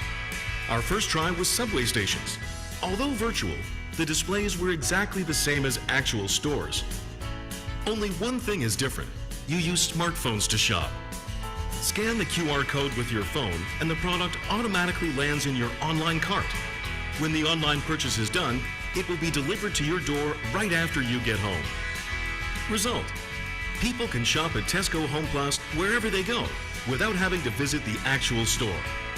Currently, Home Plus has become number 1 in the online market and is a very close second offline.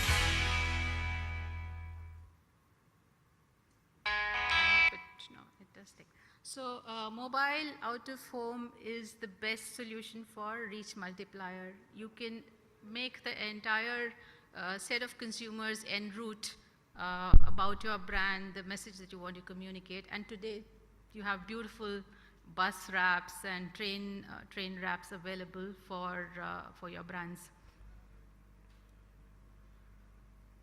Then call to action, so which was beautifully used by Calvin Klein. They used this entire billboard with the QR code, and people could scan it and download the content that they are interested in, and also can post it on social media. So billboards, you can use QR codes, promo codes, multiple other options, and create engagement on social media platforms using this medium. How luxury brands are using out of home, all of us know, and I'm sure you would have seen this ad again, Jacquemus bags, moving in Paris on the street. So this creates not only just the awareness, but also the buzz around it, not only in their country or in their city, across the nation, across the world. Then you have, why is it not moving? Yeah, Emporio Armani, Michael Kors, all you can have it in the high street areas where your target audience is, so very, very specific targeting for your audiences. And then you have these luxury pillars which are used by high-end brands. Now, OH can do wonders to the brand in their entire strategy. So that, I'm sure I've been able to convince you, and you know it best because we have experts in this area sitting in the room. But measurement is also important. And if you use OH in combination with other media vehicles, then it becomes even more powerful. So in this case, very specifically, it was used by Danone, one of their brands, where they were the objective was to acquire new users and new buyers. And they launched a multimedia campaign across OH, Facebook, and television. And the combined effect of digital and OH was much higher than expected. So it's 13% higher than higher purchase intention than what was expected. So obviously, as combination, as an overall media strategy, OH plays a very vital role in the overall strategy for brands. And impact of measurement, and I heard that there are a lot of new ways to measure the impact of OH on its own. And 66% of the smartphone users took online action after seeing something on OH or seeing an ad on OH as per the Nielsen report. And we keep debating, in our entire media mix ROI, how do we measure the impact of out of home? And the best is to see the impact on sales. So there are different techniques that we can use to look at multimedia impact on sales. But there are other methods, and I'm sure all of you are expert in looking at these options to drive more ROI for your clients. So there are various methods that we've listed out here. So far, yeah, hopefully all these case studies were able to support the role of out-of-home media is very big in the entire media strategy of the clients. Now, this is not a paints ad, by the way. It's an ad for the insurance company. Thank you so much. And that was wonderfully summarized, if I may say. Let's take this moment to welcome on stage Mr. Anil Tak, General Manager, Digital Business Operations for Schindler India, to join us and present a memento to Urvinder. Zordar Taliyan ho jaye. Let's welcome Mr. Anil Tak with a huge round of applause, everybody.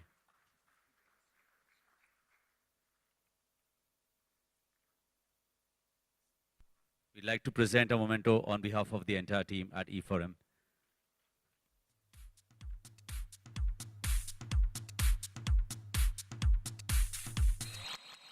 That was by far a very creative presentation and a very interesting session. Thank you so much, Arvinder, and thank you so much, Mr. Anil Tak, for joining in and doing the honors.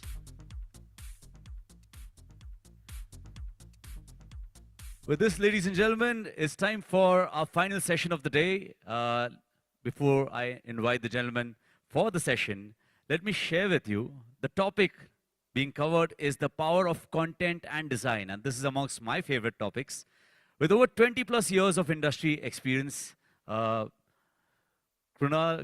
began his career by co-founding Grandmother India, a pioneering move to start a branding and design agency at a time when the Indian market was cluttered with advertising houses. From startups to corporates, he successfully worked across a wide portfolio of industries, be it aviation, banking, consumer goods, experience centers, workplace design, fashion, lifestyle, hospitality, sports and government initiatives. But now it's time that he steps on stage and shares his experience with us. Let's welcome Creative Director for Landa & Fitch India, Mr. Kunal Rawat. A big round of applause, everybody, as you welcome Kunal on stage.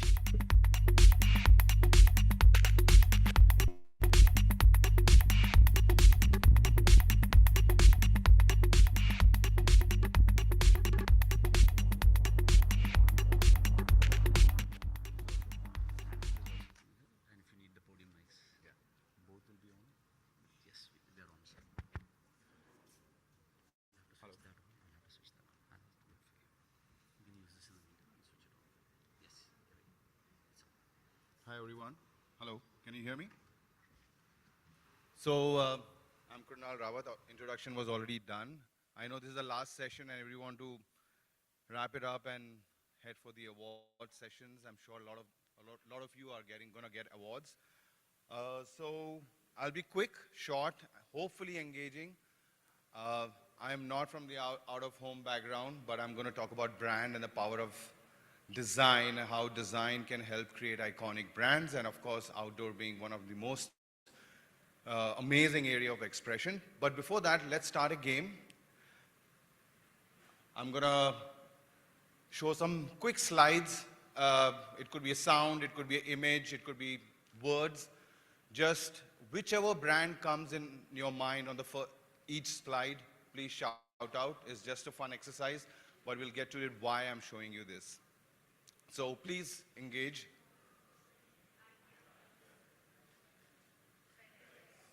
Great. Great.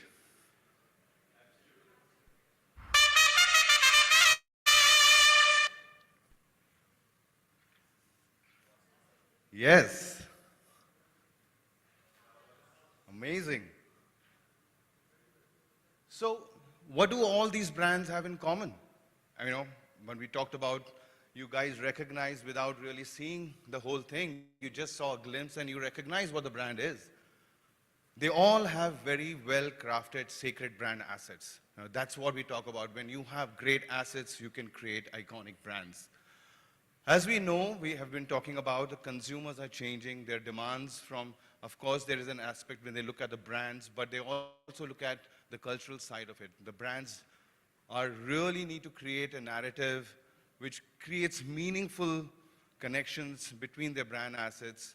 And I think the brands are not really leveraging their brand assets to its most powerful meaning or what it can really do. We know we've been surrounded by old formats of guidelines and rigid stuff where the brand becomes stifled and not really able to move around and do much. Those are the old brands, but there are brands who are really embracing this change and using their sacred brand asset and activating them in a more meaningful way and meaningful spaces where it really lives and the customer and connect with their customers. So, when we're talking about in this whole complex scenario at this moment, brands really need to invest in their most powerful brand assets and bring value. And like we all know, to create iconic brands, we think we need to all invest in creating or really sharpening your iconic brand assets. And what could be these assets be? It could be a brand color, it could be a logo, it could be just a typography we saw, a shape, a form, a voice, a ritual, or even images, the way you shoot things. They all can become your sacred brand assets. But when we start thinking about all this, how do we look through what lens? There are only two things which really matters for brands, and that is relevance and differences.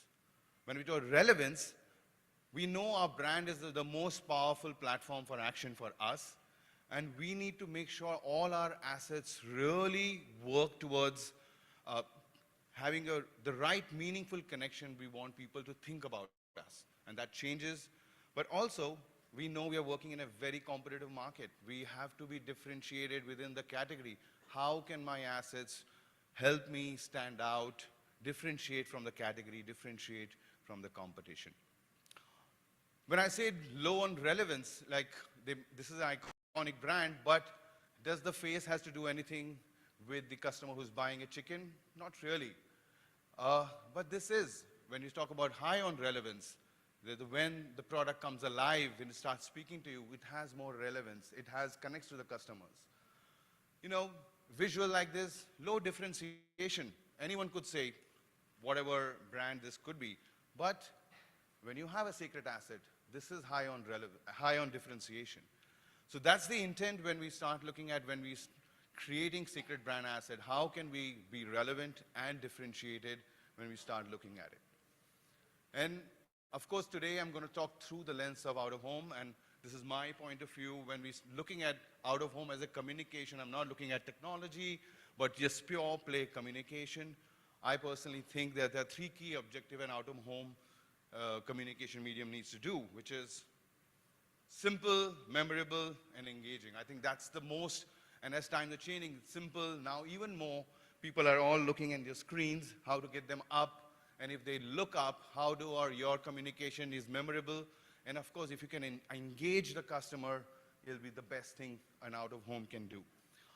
I'm going to show you some examples which I think are really great within that, how they use secret brand assets and activate in out-of-home, and how is it relevant. So through the lens of secret brand assets, we talked about how do we use them in out-of-home. So let's start with, which I found just simply make simple ideas, simple execution, help you achieve the messaging you really want to do. I don't think so it needs any copy. It doesn't need anything. This is, the brand can be present, it can make it alive, it can really trigger imagination. Sometimes an identity can do much more than just to do a logo. It can really help you solve a problem, but without really saying too much. Sometimes you don't even need to show your product. Let the people imagine how a sacred brand can really activate and let people fill in the gaps and imagine. That's where the beauty of a good, powerful sacred asset is. Or own a ritual by simple assets which can own a ritual and a time of a day by activating your sacred assets as well. This is one of our work. And of course, you will see a lot of work today which are not all original, but I just wanted to give credit to whoever has done this. There are some really creative minds who have the work I'm showing, so all credit to them.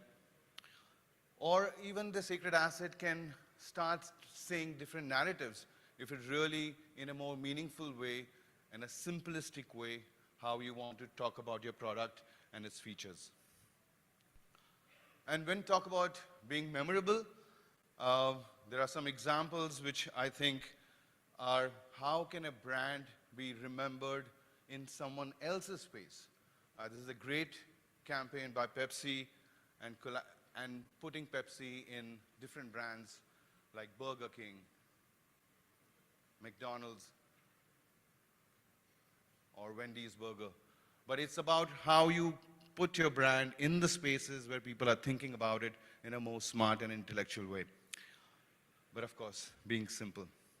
Or even own a weather or a season. Why can't we? By a simple creative idea. This is one of the award-winning outdoor of Polo Mint. A simple act of using a season, using an occasion, and making your brand relevant. Maybe I didn't treat you. Sorry, I wanted to show you this video because this is not an outdoor ad, but it is about an outdoor, how people can find your brand. This was done during COVID. Hope you like it. Maybe I didn't treat you quite as good as I should have. Maybe I didn't love you quite as often as I could have. Little things I should have said and done, I just never took the time. You were always on my mind. You were always on my mind. Again, activating a secret asset, and that was done during COVID, and this is the 2.0 of the same idea into a print campaign. We're really owning the outdoor occasion and, using the secret asset of their product itself and not a logo. Engaging, and I think this part is where we start getting responses from people. I think outdoor, if it starts giving response, it's really interesting, and this is a few examples. This is for a Lego. I think really taking advantage of spaces and communication, how you see your product in those outdoor spaces. This is a really good example of how you insert your product in something else. Or really on an occasion or a moment where you really want to trigger a appetite for something. So this is for Guinness beer. Of course, we know pool is the main integral part of bars, and how do you trigger your brand in those smaller micro moments. This is a really great example of activating a sacred brand asset. And of course, we know Economist is such a brilliant brand and doing really engaging with a simple minimalistic approach and really making an impact and setting a narrative as well. We already saw this, so I'm going to skip this. But like I said, how do we really go about when we talked about relevance and differentiation to create iconic brand? And we do have some kind of a tool framework which we do, which is looking at from low differences to high differences, low relevance to high relevance, and have these. So the lower area, which is the basic, the weak, the dangerous, are the ones which you really need to observe. But when you start looking at the conventional, rising, and extraordinary, where you start assessing your brand asset, which are really value. So these are some of the aspects. We know that the basic ones we really need to reconstruct if they're not really well.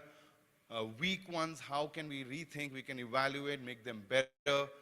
Dangerous ones, we need to really think about really let them go. It could be a name, it could be a mascot, it could be a color which has due time, has lost its relevance, has lost its purpose, or created confusion. I remember we were naming Tata Motors car, and we had named Zika, and the Zika virus came out, and we had to abandon it, and we had to come up with a new name. There are lots of reasons it can affect your brand, so that's where we need to keep an eye. The conventional ones we need to leverage. They are the mandatory needed for the category. How can we be ownable, more sharper? The rising ones are the ones which are, you have started cultivating them.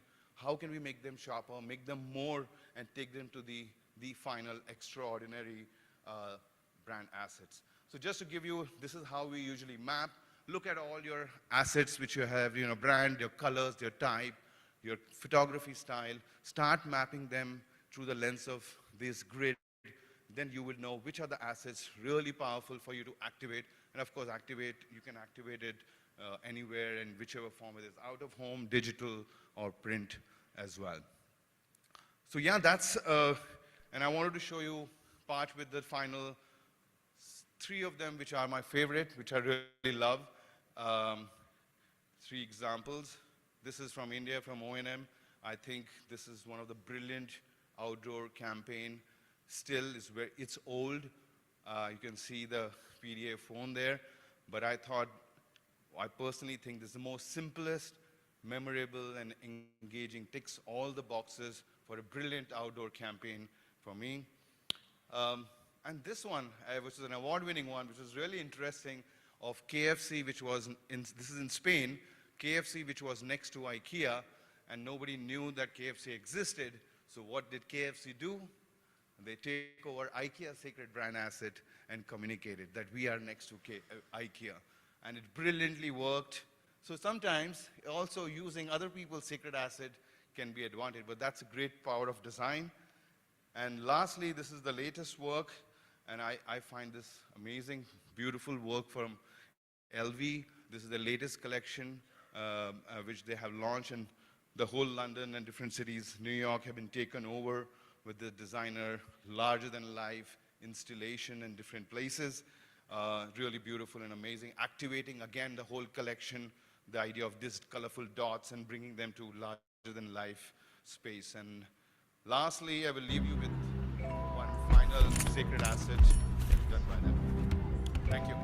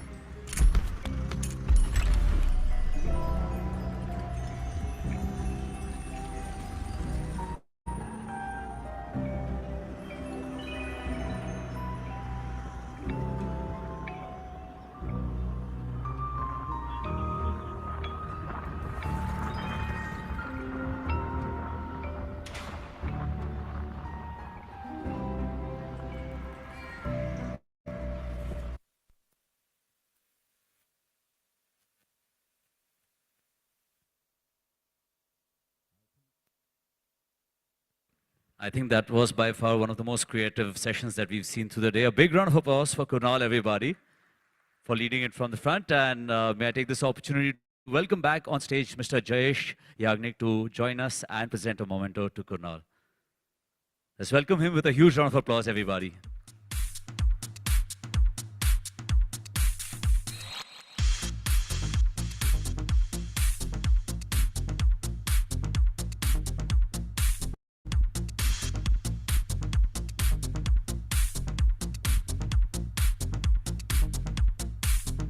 Zordar Talia, a big round of applause, everybody, for the two creative gentlemen on stage.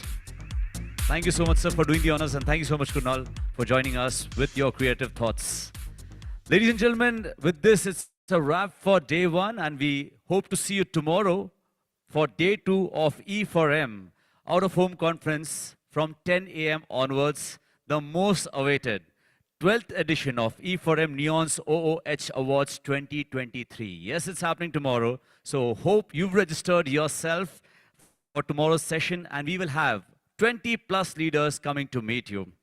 If not, then please contact the E4M team at the registration desk and get yourself registered now. With this, it's time for RJ Rahul, me, to sign off. Looking forward to an action-packed day two. Till then, goodbye. Thank you so much, everybody.